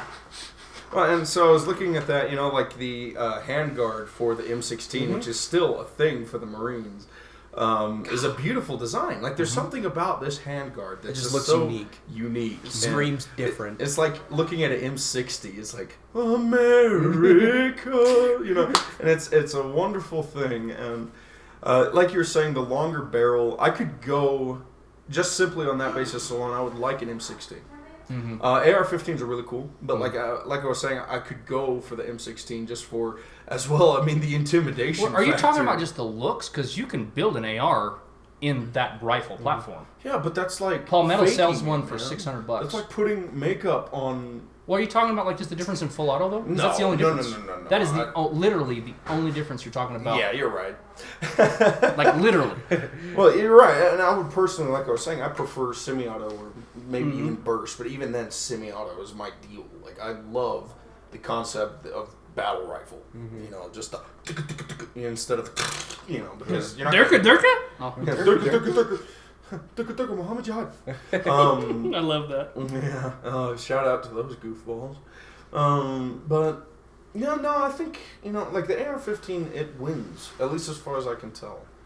But there has to be a pedestal that you can set, because I'm sorry, like, it makes me feel bad to hate on the Thank you. AK. Thank you. Be safe, guys. You too. Yeah. Adios. So, we have, what was I going on about? There has to be a pedestal, a second place. For right? the AK. For the AK. Like, you look at the AK, in history, the AK wins. In culture, the AK wins. Right. And just being freaking everywhere, the AK wins. And so, culturally speaking, and like everything, the AK, just because it's been around longer, It's easily the most recognizable firearm So to I think it an is- illiterate firearm It is. person. I think It it is is. kind of unfair. I mean, it's a ridiculous comparison, too, if you really honestly think about it, because it's like, it would be like comparing a 1911 to a modern-day Glock. And a lot of people, well, if you can't hit anything in 7 rounds, you ain't a good shot. Well, excuse me. You know, a meth head, you can empty all 7 rounds in him. If he's Accurately, and he's still going to come after you, He's man. still going. I mean, unless you hit him in the face, but Right. you only got 7 chances. Right. I don't know about you, but I'd like 18. Right. I'd like 18 chances, you know. Yeah. So that's more than double of what you have in the standard 1911. And they're like, well, you could get an extended mag for 1911. Yeah, okay, if you want to freaking strain your wrist that bad. Going back to ergonomics. Yeah, it's know what I like you're mean? just stupid. Right now, Palmetto Arms is selling the one that you said looks the sexiest for $519. That is gorgeous. Full 20-inch old school buttstock. Really? Well, there it is, the AR-15 again, coming in with a completely It's still- interchangeable. Here's it's your a gun you part want. system, yeah. You know, Yeah. play pretend. That's For all you LARPers out there. LARPers. it's so Because it is unfair, in my honest opinion, to compare a weapon that was made in like the late 40s, the AK, right. to a gun that is brand new and has taken years of combat to fully realize, like, this is your new Supreme Rifle. Right. So, of course, the new Supreme Rifle that covers all bases, the AR-15, is going to be better than the gun from 1949 made by some drunk communist in a shelter. And, you know, at the time, I think maybe in 1949, the AK-47 would have been the best. Oh, it was supreme. It was really the was. Yeah. And- So now we're here's looking the at thing. that. Here's the thing, and I always hear people say, "Oh, Chloe Kalashnikov was so innovative. He stole the concept off the German SG-44. STG-44 is what it was stolen. That was the first That was the first. assault rifle. Yep. Yeah. Yep. It was a no, scary little gun. Sturmgewehr 40 foot. Yeah, if that would have actually been brought out earlier in World War II, we'd have had hell. It would have been hard to come back from. That was there was first, nothing like it. Well, and that was the first gun that had an intermediate cartridge. Yeah. You know. Exactly. I don't know exactly what did it fire. Do you remember? I can't remember what it fired. It was a weird. It's Was it like somewhere near 30? It was like Let's 20. look at that up. It was like 20-something millimeter. I think. It was something like that. That is bizarre. We should do like a G11 versus P90. It fired a 7.92 by 33 cartridge. It was a Kurz, Kurz. Yeah. Or 8 millimeter. It was 8 millimeter. Kurz. It was 8 millimeter. It was an 8 millimeter round, effectively. They shot 8 millimeter. What the hell is Try that? try finding round for that in modern day. Exactly. I know it doesn't exist. You have to make one it of those yourself. LARPers with the freaking skull mask, you know, like he's gonna come out with a Sturmgewehr. He's gonna be like, you know, I'm ready for the boogaloo. yeah. He's It like, sounds like something. Have you ever seen the videos where it they make fun of like guys who shoot CZ guns? Because they always look like the man bun kind of guy. exactly. Those are the guys that buy the CZ guns. but Bro, they're wonderful guns.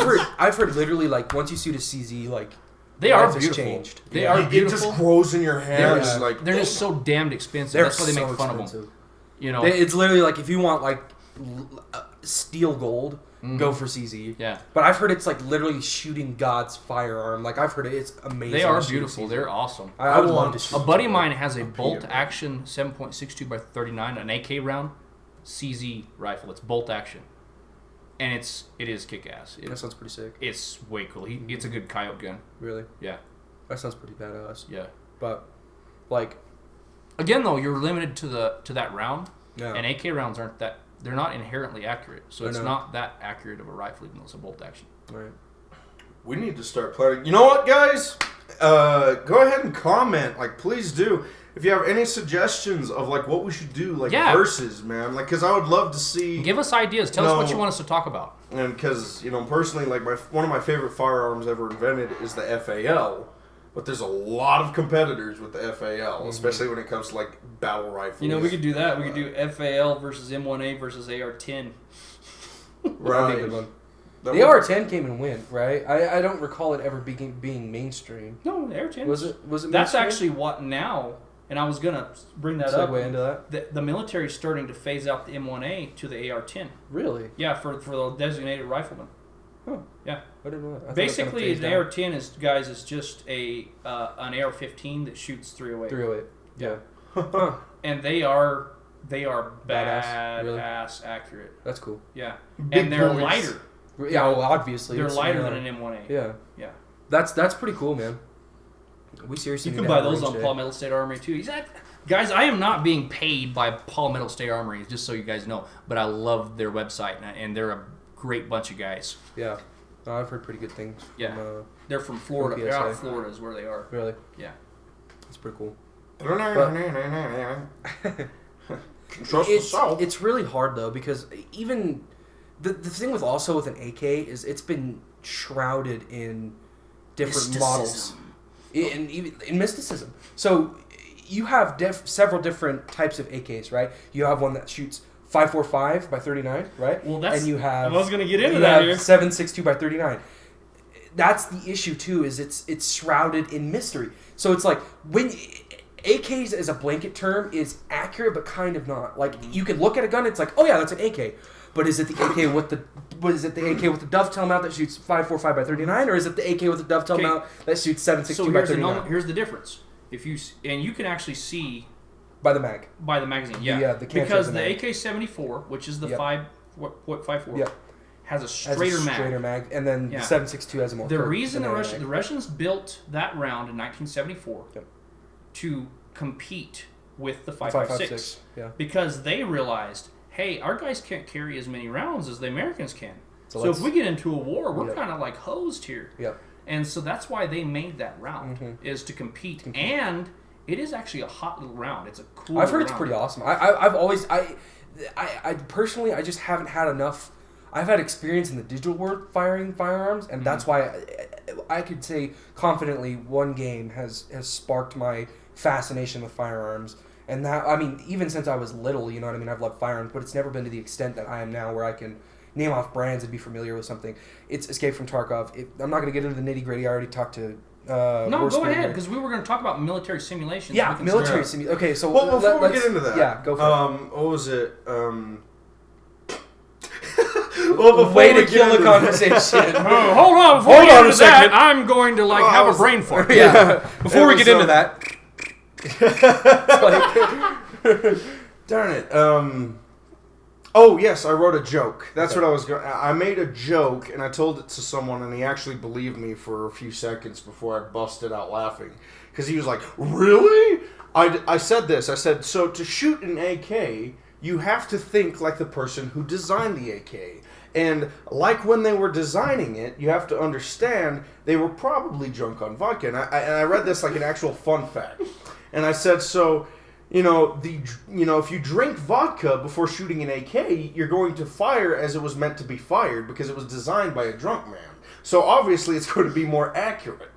And he was like, really?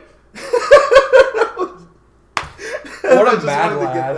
What a mad lad. Yeah, he was like, and I was like, no, not really. It was, well, I mean, maybe. Right. Maybe we should do a test. Field test. I mean, Guys, I'm just saying right now, I do not condone drinking alcohol and shooting firearms. Don't do that. Probably, That's not a good idea. No. Never in your life should you mix that or any type of recreational or non-recreational drug with firearm usage. Yes. Stay sober. I had a friend who said he tried like acid and he tried shooting an AR-15 for the first time. He was like super scared because he was like, how could anybody have this much power? Because that's like he was just so scared like holding it because he was on such a crazy wild ride. Never mixed drugs, recreational. He just shot the target and the target just melts. Yeah. You brought up something and it kind of... Okay, so I've been shooting guns since I was old enough to like hold both ends out of the dirt. Right. More or less. Like some of my earliest childhood memories with my dad was shooting firearms. Oh yeah. And so I've never had that like flinch factor, but it's so funny when you give somebody a gun that's never shot a gun, an adult a gun that has never shot a gun before, they're scared to death of it. And it's like it's one of those things that's kind of it's a fear, I think, because they brought up their whole lives. These are like the dangerous death machines that could kill at a moment's notice, and it's like not if you're careful. Not if you're careful and you use proper safety. Right. I mean, your basic firearm rules. Keep your finger off the trigger till ready to fire. Always be aware of what's downrange past your target. Always be aware that whatever comes out of that barrel is not coming back. That is important. I like where this went. Like gun safety, are anal about it. Yeah. Like I've had people. You have to be. That thing can take not even to blow it up out of a measure. One bullet can kill somebody. Right? Yeah. We can all agree on that. Yeah. So you being safe and you being knowledgeable will save a life, quite literally. It's you're respecting that tool. Exactly. The minute you don't respect that tool, it's no different, guys, than a chainsaw. Okay. Or a pocket knife. Yeah. Yeah, exactly. It's the minute I got a really cool pocket knife here. You're gonna flex on us with this this is a awesome bench-made bug out, guys. If you ever want a really good knife, it comes in S30V steel. Really light. It weighs like almost nothing, and it's razor sharp right now. So if I was to like take it and run it across my arm, it would cut to the bone. Yep.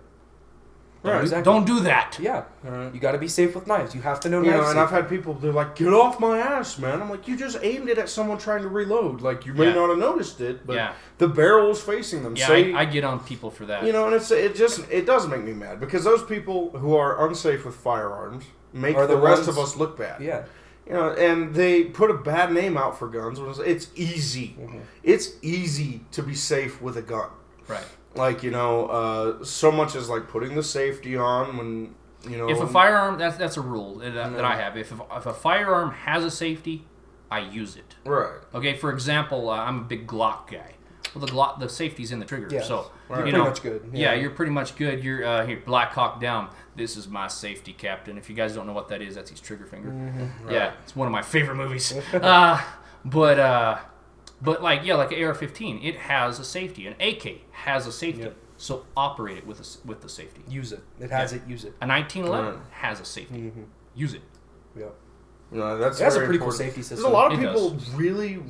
I mean, Lots I've of- met people who've been and- shooting guns their whole life, but they don't have any respect for what Well, safety is. trigger discipline is huge when you give somebody like a new shooter a gun and you kind of taught them. Trigger discipline is like a huge thing that I've seen. Like they always mix up on is like their fingers always on the trigger. And I laugh because Hollywood does this too. They always show like a guy and then he'll be like getting ready and hit like he'll be talking or something. And his fingers on the trigger. It's Or like, they'll scanning Come on, a dude. building Yeah. like this. if you're really a cop, you're not gonna have your finger on the trigger like 24/7. especially clearing not room, with those yeah. guns. They're No, feather you- triggers, You man. keep your finger off until you. I mean, Ready, yeah. it takes a millisecond to put it on the Yeah. trigger, and you're looking at 3 to 5 pounds of pressure Yeah. to make it go off. And that can easily happen when you're walking. You can be a dumbass Right. because it bang. You know what I mean? Have you And seen- Guess what? Shit's hitting the fan. Have you seen the way the Russians use AKs sometimes? Is like as far as like how they do their safety.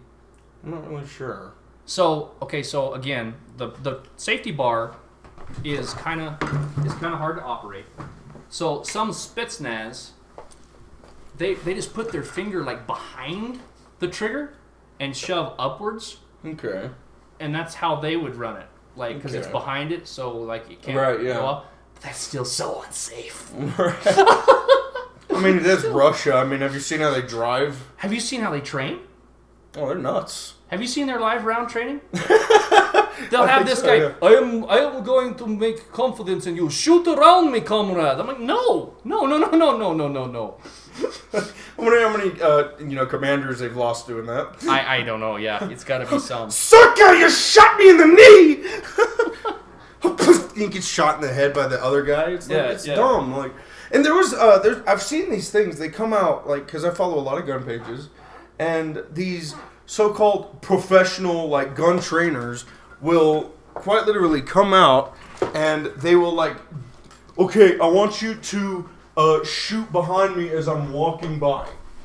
You know what I mean? They'll like walk left, and these people will shoot as he passes them. Well, there is something to be said about that. Okay. Once you reach a certain level of Yeah, you don't training. want to do that on day one, bro. You're gonna get your ass shot. Yeah, you don't want to like take somebody who's new to firearms out there. That's somebody who's like trained a lot. Like okay, so me and a group of guys that I used to train with, we used to do live fire training, and we would run in like formation and do what we call a run and gun, where you would set up like targets, silhouettes up a wash, and you would do that. And we got to where we would do live rounds, and somebody would run in front of you. You would just go down like this, down like and that. you go back up. Okay. There's videos of like the Because even real the Russians life, doing say that, the crap hits the fan, you're really going to be doing that. yeah. Right. Yeah. So now in real life, everywhere is downrange. Okay. So what we would do is we would run what's called a hot range. Now you can have when you're practicing firearms, especially when you got beginners, you run what's called a cold range. Okay. So a cold range means I'm the firearms instructor for the day. Right. And when I say, okay, range is going hot, you're all in a line, you're in this neat little line, and then you pull your guns out and you shoot, and when everybody's done, range is cold. And then everybody goes and checks their targets. Running a 24/7 hot range is you never stop. Okay? When you go, if you go to change your targets, it's different. Right. But that gets everybody used to it's Right. range is hot as 360 degrees. Okay? Right. So that's a level of training. Mm-hmm. And I would say, maybe not so much as like the Russians do, like we were just talking about that, Right. where they're like, shoot around me, comrade. Right, No. right. I'm not saying like shoot right next to their ear or something. Yeah. But to get to that level is actually important. Yeah. Right. Well, and I mean, I understand that. Like, but I mean, there's so many guys. They're so confident in their training. They'll be like a dude who's heavy set, and he'll be like, okay, you guys have to expect me, and I want you to put your gun down when I jump out in front of you. Yeah, don't do that. Don't do that. Yeah, I know the video you're talking about. It was actually an FBI. Have you seen the one where he discharged a You're firearm effing in kidding. front of a crowd? There was a video of that. A man pulled out his gun and shot himself when he was. Have you pulling seen the them one out. that was the firearms instructor that did that? He's talking and he's all, you got this with the 44 mag revolver, here, yeah, with so the hair, boom, he's got a hair trigger, and then he goes forward. Like- Did like- you mean to do that? Yes. yes, and they start laughing because they knew he was full of shit. Yeah. Yeah. That's That guy was that would be an NRA embarrassing. certified instructor. There was He an did old that. video back in the day. It may have been fake, but there was like a classroom, and there was a police. No, officer that was trying- real. Is that Yeah. really? That was what I'm the talking only one in this room Certified to use to this. fire this Yeah. weapon, and he shoots shot himself in the leg. foot. He shot himself in the leg. shot myself. I just effing shot myself. Oh, there's that guy too. Yeah, but we're talking Sure. about literally in front in a class Oh. with people sitting at desks. Oh, I know which one you're talking African about. American man. Yep. Yeah. And he shoots himself in the leg. I was like, wow, the irony. The irony. Well, Well, okay, police officers don't know how to use guns. I don't Well, know what's up that's with that. actually when Glocks were first coming out in like the late 80s, because Glock coming out I think 89, and all the way through the 90s, they actually had some of that problems with officers shooting themselves in the thigh. Yeah. Because when they were coming out, their finger was going on the trigger. Especially, and this is why, guys, I do not recommend a holster unless you're like really like trained with it. Serpa. You guys know what a Serpa holster is? Never heard. Okay, so Serpa, they're cool because when they go in, they lock. And there's this button you have to push to pull it out. Mm-hmm. Here's the problem.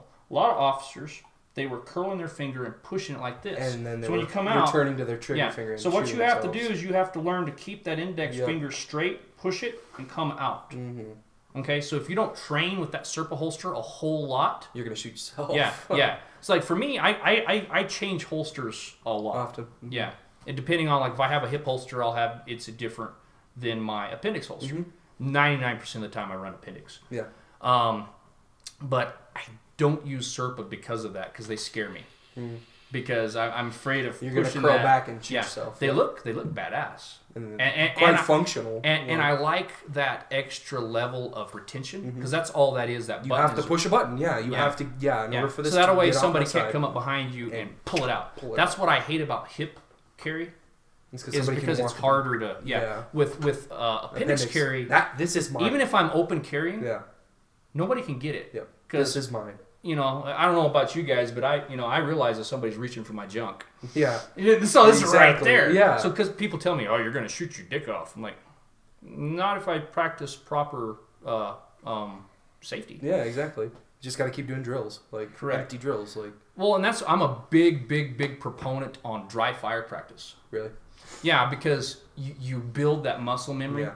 That I wanted to pick my mother up again, and the first thing I said is I want to run you through drills. I want you to be able to operate this firearm with your eyes closed. Correct. That's because even when somebody breaks into the house, 9 times out of 10, it's going to be at night, right? When somebody comes into the house, it's going to be at night. I want you to be able to close your eyes and operate this firearm. Correct. That's what needs to happen. You know what I mean? That is just. I What want needs you to be happen. able to shoot flies off of walls. I literally want you to be the master Oogway of firearms.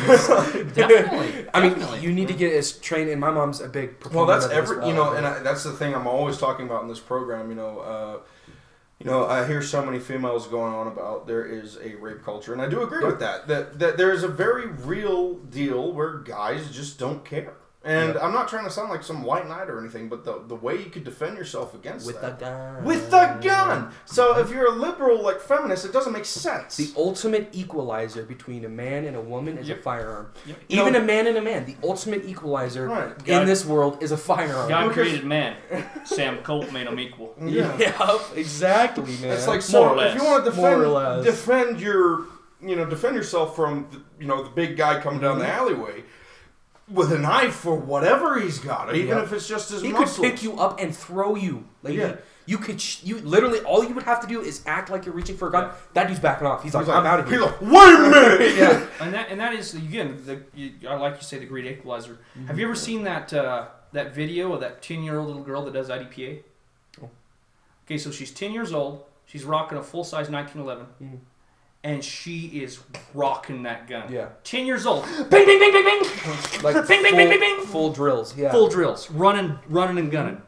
And so a 10-year-old could shoot your ass. Exactly. And you would be dead. It doesn't matter if you're this 350-pound body. That could pick it up and snap her in half. You are on the floor. Yeah, you are dead. Yeah, and that's I always argue that point. I am a feminist. You know what I mean? Yeah, I In am. that regard, that is the I am. ultimate equalizer. I Right. believe I believe a woman should care, even if it's another woman. It's just, like, people call you paranoid, but it's one of those things, like, when somebody presents a threat and you're put into that situation, you're going to pray to God you had one. That's like the joke, I mean? The officer pulls over this little granny. Mm-hmm. And the officer comes up to the side window and says, ma'am, can I see your license registration, please? You were speeding. Yeah, sure. So she gives that. Then he says, do you have any weapons in the vehicle? She says, well, why, yes, sir. I have a 9mm behind the seat, and I have a .357 in the glove box, and a 12 gauge in the trunk, and an AR15 in the back seat. What are you paranoid about, ma'am?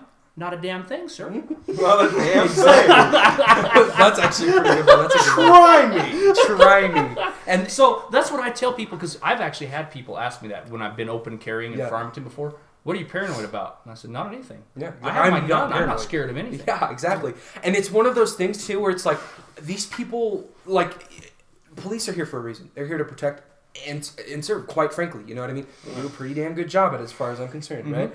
But when you are presented with a threat, once adrenaline is rushing through your body, seconds feel like they become minutes. And that gives you a chance to eliminate a threat and save your life or others' lives. Sure. Cops aren't there. No. They are not going to be there. Even with the best response time that humanly possible, if a cop was down there, it's going to take roughly 15 seconds for him to get a beat on what's happening. Yep. By that time, you already have a gash in your head or you are out of that area. You are gone. And again, it's been brought up through court and proven that police officers are not required to protect you. Yep.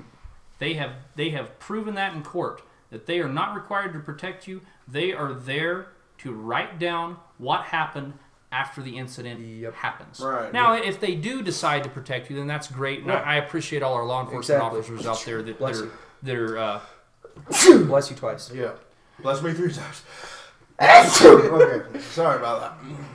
We're going to have to, when we get fancy, we're going to have to get a sneeze button like Rush Limbaugh has. All right. No. But, so they are time and time again through the courts proven that they are not required to do that. So it's our jobs to protect us and our families.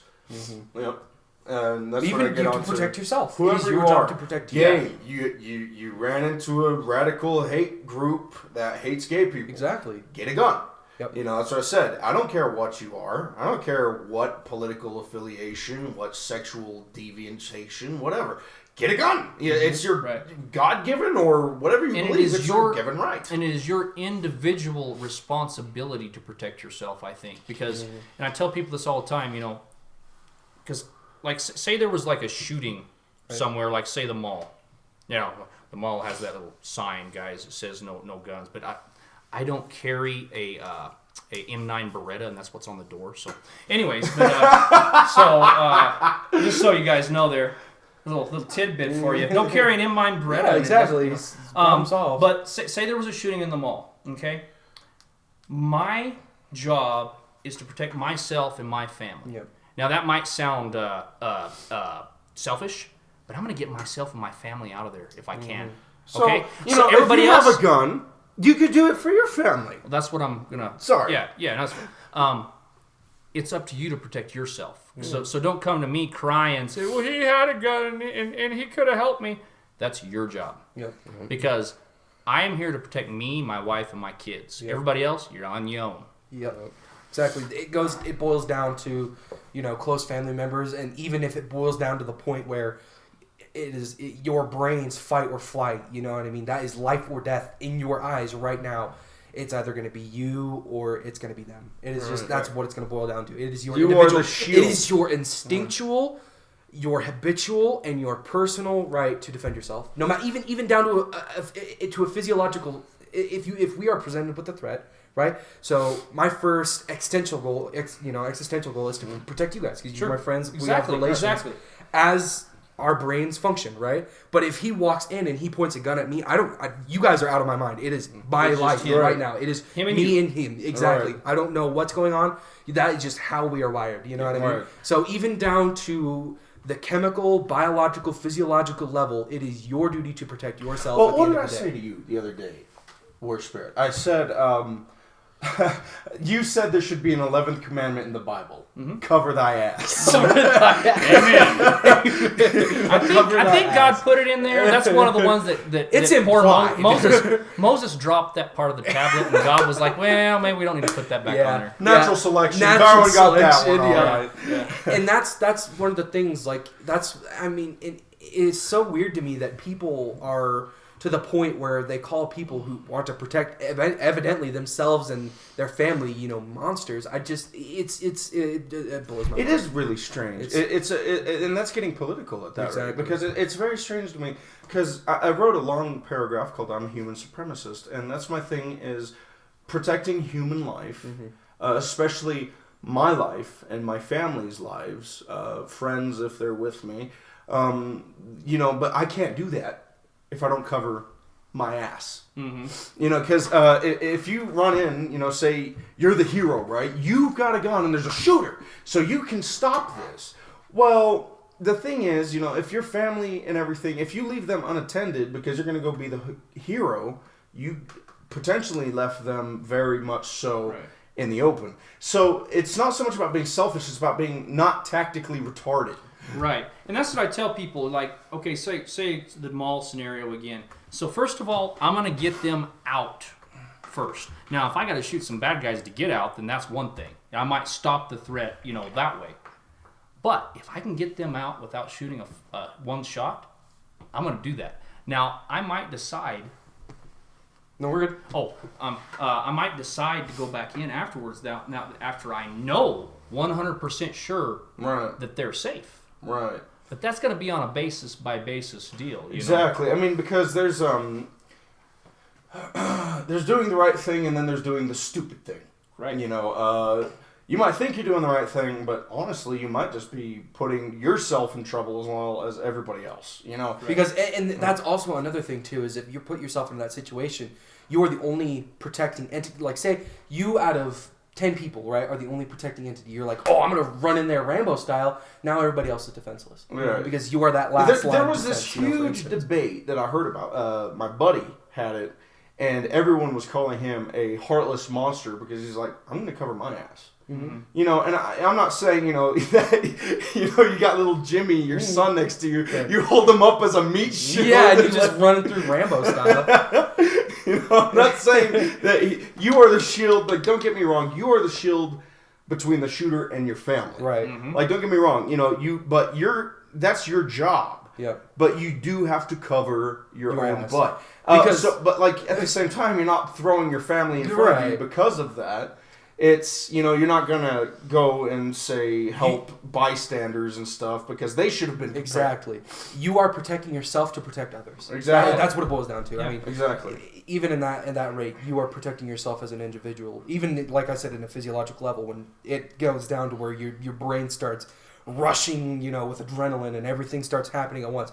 Nothing else matters. It's you or them. You know what I mean? And even then, even as like we just had here in an external setting, you protecting your family results in you being okay. So that's the big thing exactly. you need to take into consideration is you need to be okay. Exactly. And I think it's such a weird thing that people are like, no, you have to, put down yourself and, you have to be the hero. No. If you were in the same situation, you'd do the same thing. You're going to walk in there, you're going to get your shit shot. You're just going to walk in there and get face popped. Yeah. Well, and here's the thing. Okay, so I'm gonna be carrying my pistol, right? A lot of shooters that in modern day now, they carry, right, wrong, or indifferent. They carry AR15. They've a lot of them taken. So now it's a pistol against a rifle. Mm-hmm. I don't like those odds. Oh no. Okay, so here's another thing to that though. Okay, everybody out there, if you're trained with your pistol, you're a good shot, and you're able to take one of those bastards down, grab his effing rifle. Okay. Because your main goal when a gunfight is with your pistol is to get to your rifle, to any rifle, to a rifle, okay? All right. So kill a bad guy if you can, take his rifle, and then get out, okay? Right. That's another deal. It's a big deal. It's a very real... Rifles you're also are so much easier to shoot and aim than a pistol. Right. Anybody that's ever shot knows that. More accurate always. Exactly. 10 out of 10. Because times. you're taking this heavier, more stable object, even just... And it's a more effective round. Exactly. Even arguing at that, you know what I mean? But even boiling it down to its most basic elements, even if you were to shoot the exact same cartridge with the exact same, exact same specs and everything, it would be better for you to have a bigger platform to work with because us as humans, we make mistakes. Right. And at a smaller level, you have a higher chance of barrel deviation. There's just so many factors that go into it. You know what I mean? Having a bigger platform to work having with just works. both hands on the firearm is going to help. Exactly. Having, a pistol, you're going to have both hands, but you're not going to have the Take every advantage that you can. Exactly. You're literally... and, like I said, in a perfect society, I think every family would have, like, one person designated to carry a firearm as they go out in public. Right. Because that would be pretty sick, how I'd see it. Or hell, have the whole family. Carry one. Yeah. Exactly. And I do think that, like, 14 should be like you should be at least 14 before you're carrying a firearm in a public area because some kids could be pretty freaking dumb. Yeah. Be like, I'm gonna shoot you, and just like that's it. And but that's why I think 14 or 15 is kind of that barrier. And then of course, you do run in right, wrong, or indifferent. You run into law with that. Okay, right. so in order to you can carry a pistol. I don't know if you guys knew this. Actually, at 19. Yep, you can carry, but you cannot purchase rounds at 19. You cannot purchase rounds. You cannot purchase the pistol. But you can carry it at 19. But you can carry it at 19 openly. You can't get a concealed carry permit in the state of New Mexico until you're 21. Yep. But you can carry a rifle too. It's so funny to me because it's like laws are weird, man. Do you guys understand? Like, I could walk in at 18 and buy a 50 cal anti-tank rifle with rounds. I could have a gun that could split a freaking officer car in half, but I can't have a pistol. Yeah, exactly. Like, isn't that backward? ATF in a nutshell. Yeah, exactly. Right? But like, don't get any ideas, ATF bros, because I know you'd be like, well, let's just ban that too. Yeah. And that's somebody's dreams ruined. Yeah, exactly. Or another boating accident to happen. Yeah, exactly. So, anyways, what was the other topic? Was it Mill Sims? Was that it? So Mill Sims. Okay. I was talking to John over here and Evigilans 2.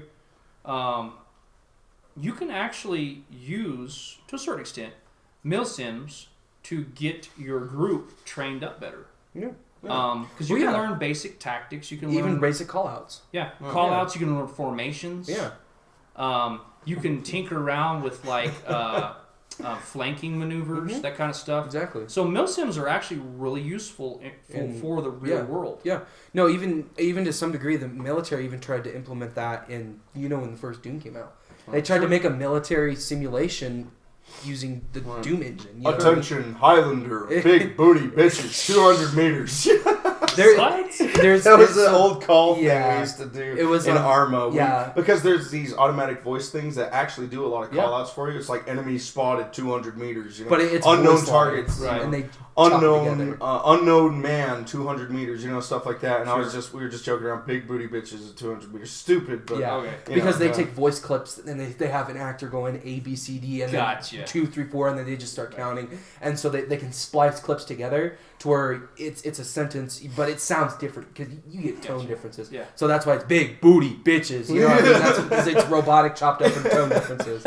So everybody out there, just so you understand, these guys got a lot more experience in Mill Sim, but not enough in the real world, which sucks. I've trained with real guys and we've done stuff, but I've never done it in the sim. And we did that. We would train where you would call out you would call out your targets. Of course, we obviously weren't shooting over people. It was silhouettes. Yeah. So what we would do is we would have one of our guys. They would go down the wash and they would set the targets up in different places to where our other group didn't know where they were. Yeah. And so we would go like in a 4-man team, and you go down and you would call out your targets, and we would just use the word tango for terrorists. So, so tango front, tango left, tango right. Yep. And we wouldn't even.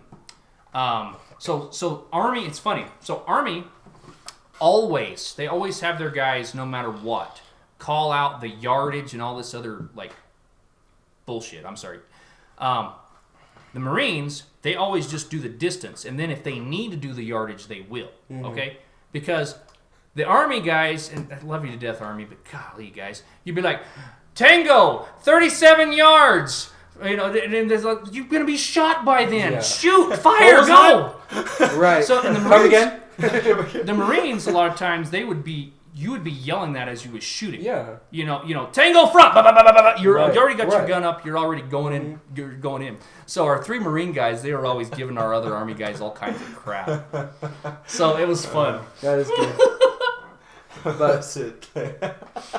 But no, most sims are pretty great. There's a few, like Escape from Tarkov I would call a sim. It's not a military simulator. Yeah. Call signs and everything is kind of like It's lost different. in that. But it's very good because it's very realistic with the firearms Yes. and everything that's going down. It's Very so, tactical, one hit, you're dead type of thing. You know? You could get shot in the head and you're done. That's They awesome. they have ballistic simulation too, like any other. I was going to ask you if you simulation. had like bullet drop. Oh yeah, the bullet itself is simulated in the game. That's awesome. If you were Do you to- have wind drift? Yeah. Oh, well, not wind drift, not yet. But I don't they, think the they are maps gonna are implement big it. enough. They have a big enough map for it, but I don't think there is wind drift. I was yet. looking at those But maps. They're huge. They're gargantuan. It is actually, some of them are as big as. Well, they were flying jets in. You them. can fly jets, like Arma 3. It is literally, it is a battleground. It is literally like It's a huge island. It is as if you are walking in a state. Yeah.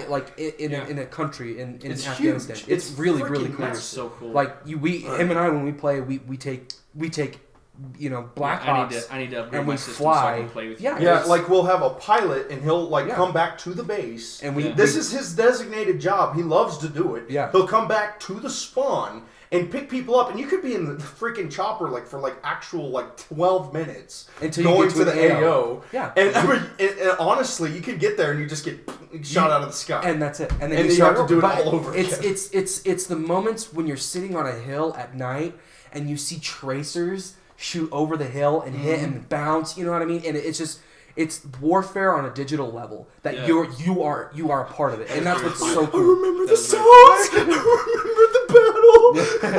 But- I have PTSD from my time spent in Arma. Thank you for your service. That's a really good one. That's like saying you're disabled because you're a gamer. Like, it's like, come on, bro. But onto military sim. We've seen a resurgence ever since Arma came out. You know what I mean? Yeah. In military sim, even down to weapons being realistic. You know what I mean? Because back in the day, back in the old Call of Duties, you know what I mean? It was unrealistic. You know what I Yeah. mean? You have it was just how it was. But nowadays, it's like. There's 2 separate animations, right? It's a logical thing. You have your tactical reload where you're taking the mag out and you're putting a fresh one in, but you don't have to close the chamber. I love that. I love that little detail is what blows. Oh, it's so On the good to me. market, So with right that now, mag, I'm going to say that you just take out sorry. and put back in, Uh-huh. is there still like the rounds that are spent out of that? So Does it wait, keep up in with what? that? In what? In Arma? Yeah. Yes. Okay, that's cool. Yes. Yeah, so you can choose how many mags you take. Like I was saying, it was a slot system, not a weight system. Yeah. Which I mean is a little unrealistic. Arma? Yeah, in Yeah. Arma. It's a slot system, so mags generally You can. take I one can slot. carry 20 mags on you and run the same speed. And you can get a backpack and carry 70 mags on your back. It's a Wow. little ridiculous. There's a stamina limitation, like in air quotes, because it doesn't seem like it's really that effective. But Right. you can load your ass And down I mean, with there's things mags like and if just you've been bah, running. you know What's what I really mean? cool about Arma, if you've been running for a long time and you try to ADS, your character's like. Yeah. You are. Yeah. Yeah, you're but reserved. if you Yeah. take it slow and you're in combat ready, you're pretty stable. Right. Yep. There's things like if you get shot, you're like your Yeah, gun's swaying yeah. everywhere. It's hard to keep steady because you're in pain. Yeah, your character's exactly. like, damn it. So ow." yeah, even there's- after a med kit and everything, you're Yep. still in pain. There's mechanisms like that. So in Arma 3, the ballistics are simulated too. So I'm going to get into differences between different games. So Arma 3 has its own ballistic system with penetration, fragmentation, wind drift, and bullet drop, gravitational pull, right? All of these are simulated as soon as you pull that trigger. That's awesome. So they're pulled the trigger and it's being simulated in real time to calculate where that bullet's going to hit, how much damage is it going to do, what's the tumble. All of that is in the game. That's really good. It's really cool. So on the market right now, this is what we're going to go into. What is the best sim for military accuracy that you can think of? Squad would be pretty cool. Oh, yeah, that's a good one. I forgot about Squad is something that I probably... This is probably what you're looking for, is a game that you need to work with your teammates. Yeah. It's called Squad for a reason. Yep. You will not have fun if you're trying to ramble. this. Exactly. You will be disappointed and you'll be like, this game is freaking stupid, and you'll Yep. just roll it up. So I looked at it, I haven't bought it, but Squad is We both looked at it for a while. It's Arma 3 on a smaller scale with better graphics. The explosions are amazing. They throw metal everywhere. There's huge cataclysmic black smoke in the But it's very like everyone needs to methodical. be where they need to be. Everyone, hey, you go there, you go there, Yep. you go there. We need this. We need to Well, and that is tactically- real life. I Yeah. mean, Right. you learn to work as a team, and you learn. The only difference is you get one. Insurgency. One life, Yeah. In real life, Yeah. there's you screw up once, you're dead. Yeah. Insurgency's pretty cool. It's cool, but it's not. It's not a simulator. It's a casual game with casual gameplay with simulation like guns, right? So like for instance, their ballistic system is something called hit scan. So hit scan isn't a full simulated. It's the Call of Duty of ballistics, right? It's a laser from your gun. Yes, That's what but it they is. calculate other things. Yeah. So when you pull the trigger, it's an instant kind of go at it. It's easier to calculate, but they calculate bullet drop. They calculate penetration and things like that. They don't calculate fragmentation or anything like that. It's kind of a basic level of simulation, but it's cheap. As far as hardware requirements, it's cheap. Insurgency's pretty cool though, because one thing I do like that they do, and if I was to equate it to something, it would be like a very hardcore battlefield. Yeah, exactly. But the cool thing about it, like there's a commander class, which can call like airstrikes, supply drops, whatever you guys need, but he can't do any of that without an observer. He needs a radio man. Yeah, he needs a So radio you man. need to coordinate things like that. And there's special things like a demolitionist. He's one of the only classes in the game that can have an underbarrel grenade launcher, right? He's shooting 40 mics, like straight And that's out of cool that for thing. like teamwork. Yeah. But then like the best, like if you're looking for like pure military simulator, and there's a lot of old guys playing Arma, Yeah. like really old veterans even, that are like, I love this thing. I think Arma is probably the most accurate representation. I prefer Arma too. What but- would the hardware requirements be for Arma 3? It's really CPU intensive, but I think you could run it pretty decently. It's kind of hard. It's one of those games where it's like it could kind of run on a potato, but I don't think it really could. Because like with me personally, I kind of chug. I have a 4-core, 4-thread CPU with a GTX 1050 Ti, which is pretty low. It's a low end machine. You know what I mean? Right, it's Which basic requirements Yeah. for a gaming PC. yeah, exactly. Right. Whereas mine's pretty up there. Yeah, you know. it is the middle high class. Yeah, of mine gaming. is the middle high class. Yeah. Like I'm rolling around in a Lamborghini, but I'm not living in a mansion. Yeah, So exactly. with that, explain to us what lag and ping is. Okay, so ping is the time between the connection from your machine to the router, from the router to the server, from the server to the recipient, right? And so what ping is it's the ping, right? It's literally like is if you were sending a ping out and you receiving that connection. You are back. sending data. You are sending data. Gotcha. And that is So- the delay between you sending the data and getting it back. And it's measured in milliseconds. That's how fast it is. So usually, like when I'm playing a game called Rainbow Six Siege, highly competitive, their servers are very expensive. I can, on average, get 40 milliseconds of ping. That means that there is a 40 millisecond delay between me clicking the button, the bullet going out of my gun, and the other person seeing that and seeing the results of that, and me doing it. Right? Okay. So there's between me and the server of that raw data being processed is 40 milliseconds of time. So That's if you on have average. a really, really, really long lag, could somebody like literally be like the Matrix and like Yeah. dodge your shit? Easily, because you are not receiving the information. So a lot of games have moved over instead of having it as a client system. Because if it's a client system, your screen you haven't died, right? Because somebody has already shot you on the other side. So the server is saying that you're dead, but the client is saying I am not dead. I am alive because that's what I saw. I saw that I killed him first, when in reality he killed you first. But they run on a client system, so that was old games. The old games of your Right, so like lag, what you'll see with lag is like you'll run around a corner, you'll Yep. unload on this guy, and then you're dead and he's still walking. Yeah. And you're like, what the hell was that? I just unloaded on him. I saw the blood and Yeah. everything. So that's because they don't use a client system. They don't use a client-sided Right. system. They And use a what server happens system. there was that your milliseconds there of data was not sent. It was on your screen, but it wasn't sent. Yeah. And then whatever he had a better millisecond than you. Yeah. His data is sent. He may have saw you in the building before you popped around the corner. Yep. And he already killed you before you even got out there. Ultimately, it makes Right. it fair to a degree because everything is run on the server. That's makes basically sense, like yeah. So because it makes So it everybody's fair. in the same ball field. Basically, so like if something happens, it's here, and if the person with a shitty connection, in all technicality, he won. to a degree, right? On his eyes, he won, but in reality, this dude was, quite frankly, almost a second ahead of him. Yeah. That's just how it works. That's just how they make it fair. And it is hard because people are going to have, some of you poor people are going to have CenturyLink, and at least around here they're going to have CenturyLink. Unfortunately, yeah. I got CenturyLink, AssLink. Like I would strongly suggest, because there's no reason for it to be that slow. Yeah, people are paying premium prices. I said poor people. I meant you poor people, as in you poor suckers. Yeah, I feel bad for you. Because it's especially where we live. There's a monopoly. It's Xfinity or not Comcast, but CenturyLink. And Xfinity is because you know what I mean. You could get a pretty decent package. I believe he's paying $100 a month. I'm paying $30 a month for 60 roughly 60 megabits. See, I need to change because we're paying about $35 a month for CenturyLink, and it's you're just a turtle. Yeah, but that's also another thing too that comes into thing with Arma is desync. So desync is basically the desynchronization of players. Because think of that, what I just described to you, that's happening with two people. Imagine a full-scale battlefield with roughly 70 people on it at once. That's hectic, you know what I mean? So much data being sent at once of I am here at this position and I'm firing a fully simulated cartridge out of my firearm at an enemy. Imagine calculating that. So big thing was desynchronization. That means that even vehicles, with them simply moving from point A to point B, the vehicles aren't simulated. It's literally I'm moving on top of a surface. You know what I mean? Mm-hmm. It's very rudimentary for all things considered. There is kind of a physics system, but if somebody's driving, they're going to be here and they're going to be right there. They're going to teleport ahead. And then that's just desynchronization because they're trying to catch you up as a recipient, right?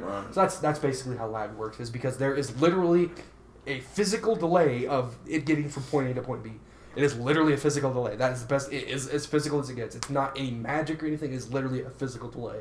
So, pretty cool stuff. I think Arma is the best military simulator. It's the most realistic thing that you can actually have fun with. But there is a learning curve to the game. There's a learning curve to really any mil sim that you're going to play. There's a learning curve in any game. Exactly. Yeah. But it's so cool because there's high and shining moments and then there's downtrodden moments. There's bits from each game. If I wanted to make the ideal game, I would name a few games off the top of my head. Yeah. You know what I mean? Right. So as far as the basic, if you want a raw military sim, Arma 3, Arma 2 or Arma 3. The Arma series, 2 I prefer, but just because they have the Operation Arrowhead, which is more modern combat. Right. Mm-hmm. But Arma 3 is way fictional. They're futuristic. They have their own but it's not it's not like Black Ops where people jetpacks and See, I hated that. Yeah, no, it's nothing like that. It's boots on the ground. Black Ops, the new one, because I got it when I got my Xbox One, because it was with it. Yeah. I was really disappointed because I was so excited because the last before that Black Ops I played was it's the one where you go through, you're in Vietnam, you're also in the Bay of Pigs. Black Ops 2. Yeah, Black Ops 2. That was great. And it was awesome. I loved it. Yeah. I think it was Black Ops. It wasn't a hardcore mil sim, but it felt pretty good. It wasn't and the story was good. Yeah, yeah. I liked the story. Yeah. So, and you actually still had a real bad guy. I feel once they went to the futuristic one, what was it? Oh, I think they were getting more PC by then. They're oh well, we can't have them shooting Haji because that's they might think we're anti-Islamic. Yeah, or Semitic. Anti-Semitic. Down with the Jews. No, that's Nazis there. So I think by that point they were afraid to do that, and that's why they went that route, because they're oh, well, let's go futuristic, because the story sucked. Have you played the Modern Warfare, the new one? It's okay. I've heard that the story it's poorly written. Really? Yeah, it's poorly written. Damn it! People were saying oh, there's they're oh yeah, it's super hardcore. The worst, you're presented you're never questioning your morals in the game. Right. Literally, it's you are literally just a good guy. That's all you are. There's an instance where Captain Price throws a dude off of because he's strapped up with a bomb.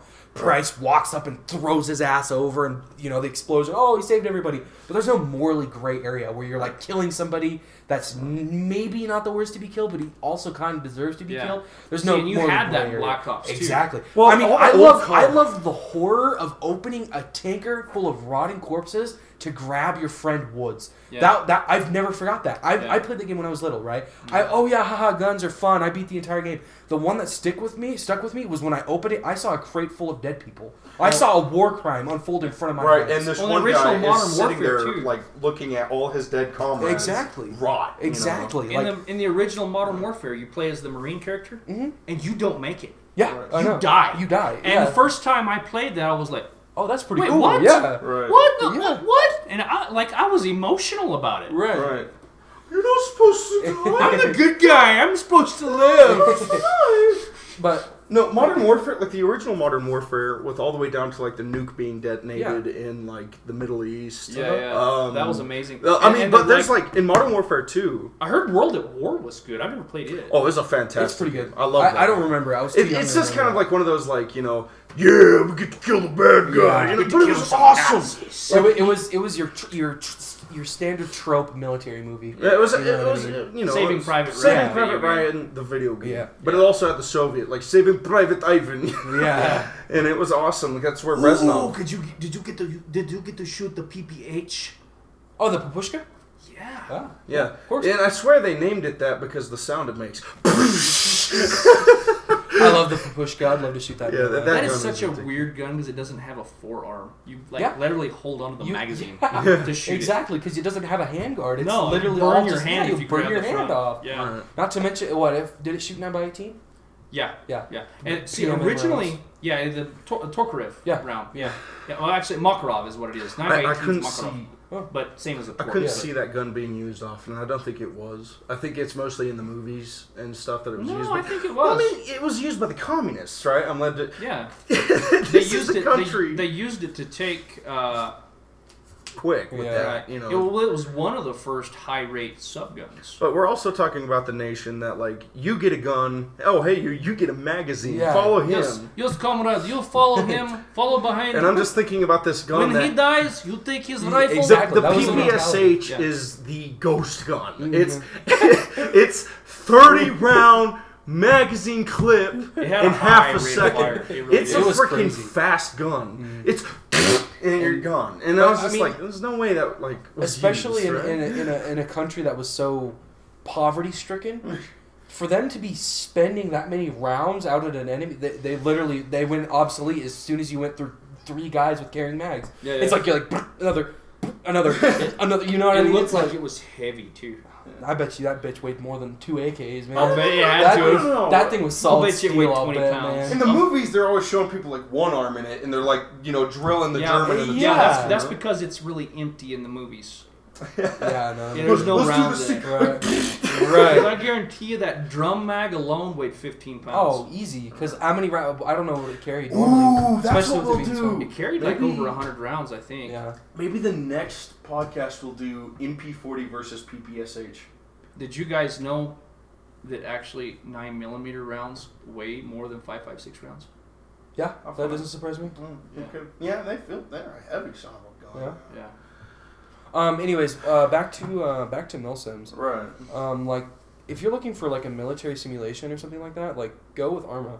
Yeah. But Yeah. like I said, if I were to build like the perfect one, there's all kinds of different systems and mechanisms I would bring from each of the games that I Yeah, adore. I would You know what bring I mean? like Stalker's stuff into it, just like with the AI at least. Yeah. Like the AI is pretty brutal. Like in most military games, they're pretty brutal. Stalker is pretty crazy. Man, they're like lasers. They are. Yeah. I was They're really rough. surprised They're at rough. how brutal the Yeah. AI was. But Right. like as far like I said, is raw simulation Arma 3, excuse me, is good because but they have caseless cartridges. So I mean the G11 experimented with it where it is literally a projectile being Yeah. propelled out of a rifle. There is no expended cartridge whatsoever. Yeah. It's but like it's a modern take on warfare. They still have classic guns. They still have M4s. They have your scars you can use. Yeah. They have classic guns, but they also have modern guns thrown in to shake it up a little bit. You know what I mean? But that is probably the best thing. But like if I were to bring systems into it, Escape from Tarkov has probably one of the most innovative mechanisms for firearms I've ever seen in a video game. I can say that confidently because it's a looter shooter. Right. So basically, how their system works is it's a game of squares. It's a game of Tetris, right? So your item that you're using has a certain number of squares that it'll take up. So if you take the gun off of somebody that you killed and you throw it in your backpack, it's going to be 2 by comfortably 5 or 6 slots. Okay, yeah, right? yeah. So it's like a grid system, right? Yeah, yeah. And you can fold the stock of the gun and lower it by 1. A lot like Stalker's system. Bingo. Yeah. Except for it is individual storage items. So you have a backpack with a certain number of slots, and you have a chest rig with a certain number of slots. Sure. Right? So I pick up a gun off of somebody. You have your primary weapon. You have your sling, right? Mhm. And you have on your back, right? So Right. you can drop it and then pull your back, and you're Sure. ready to go, right? Makes sense. That's pretty straightforward. That makes a lot of sense. Exactly. That's real life. Exactly. So you can carry 2 guns on you, and you can shove in your backpack, right? You can put it in your backpack. Now, is that 2 long guns plus your pistol? Yep, exactly. So you have your sidearm, and you even have a melee weapon, right?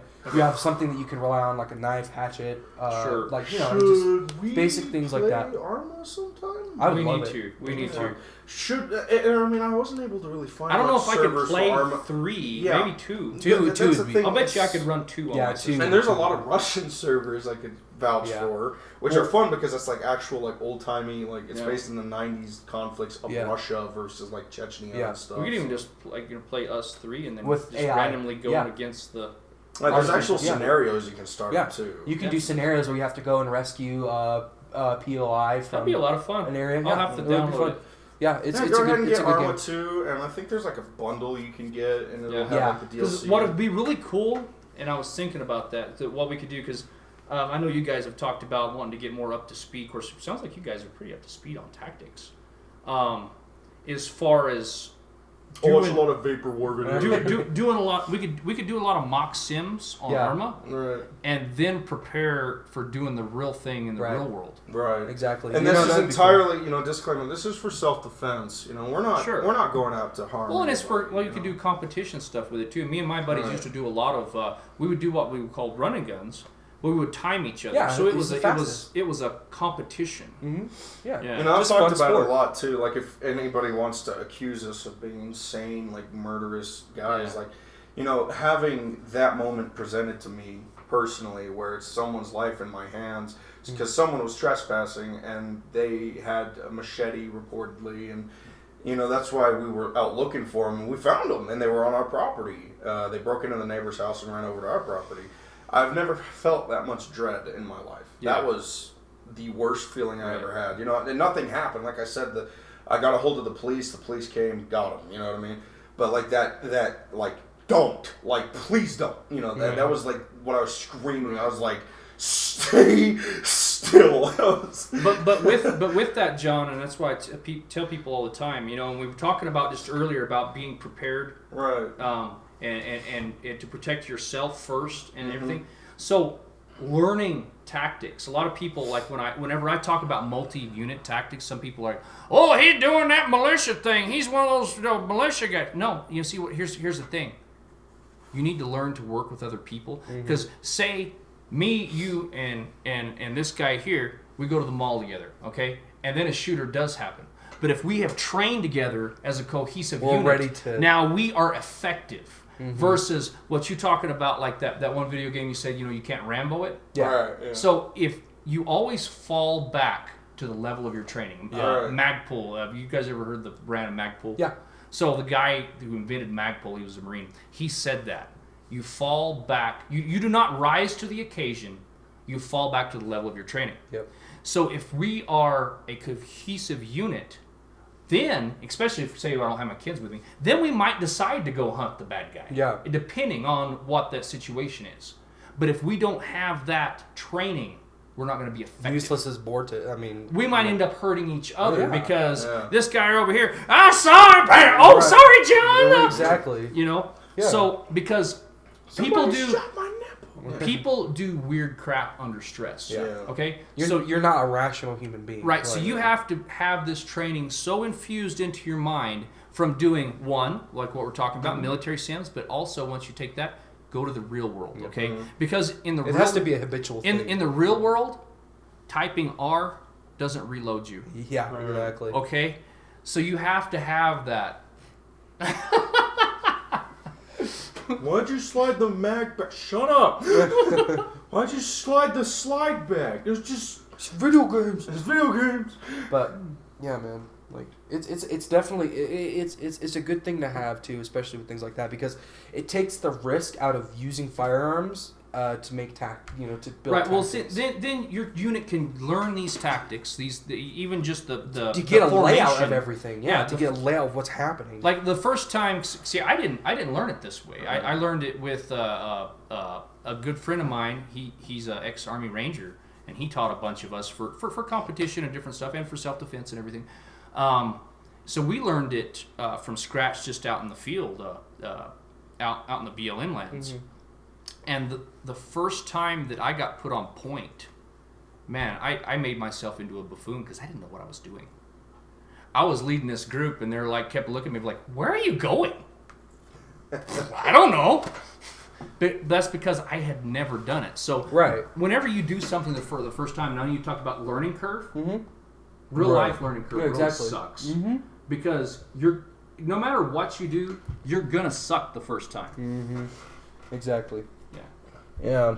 So I was gonna go ahead and begin probably with wrapping this up. This has been a really awesome podcast. But I've noticed that it's about 12:30 almost.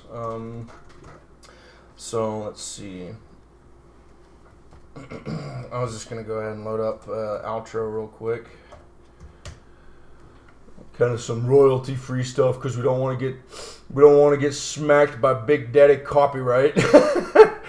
So let me go ahead and we're gonna pray real quick, and we'll go ahead and be ready for just it's really awesome. I really look forward to getting into this whole thing because it'll give us something real to talk about. It's like we can talk about how we felt, what we're going through, and just the mistakes and how we're gonna fix them. Like, I'm really looking forward to that. Like, that's gonna be really cool.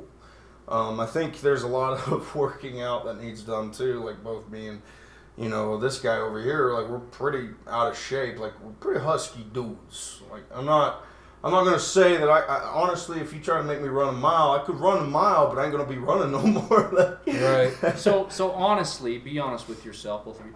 If you did run a mile in full kit, Oh hell no. let's say, and let's not even use body armor. Let's just do a chest rig with 200 rounds and your rifle. What do you think you could run that mile in? Like time wise, Time-wise. I wouldn't be able to run it. Well, not even. I just mean travel. Like, how long do you think it would take? For me to get to point A to point, I don't know, man. On It one would take mile. me. It would take me quite a while. Like probably walking like a normal human, man. Like it's rough. Like man. Yeah, I mean, The closest thing I 'cause get I've is- ran, So you're looking probably maybe 20 minutes. back in the day, I ran 2 miles, and that probably took me about.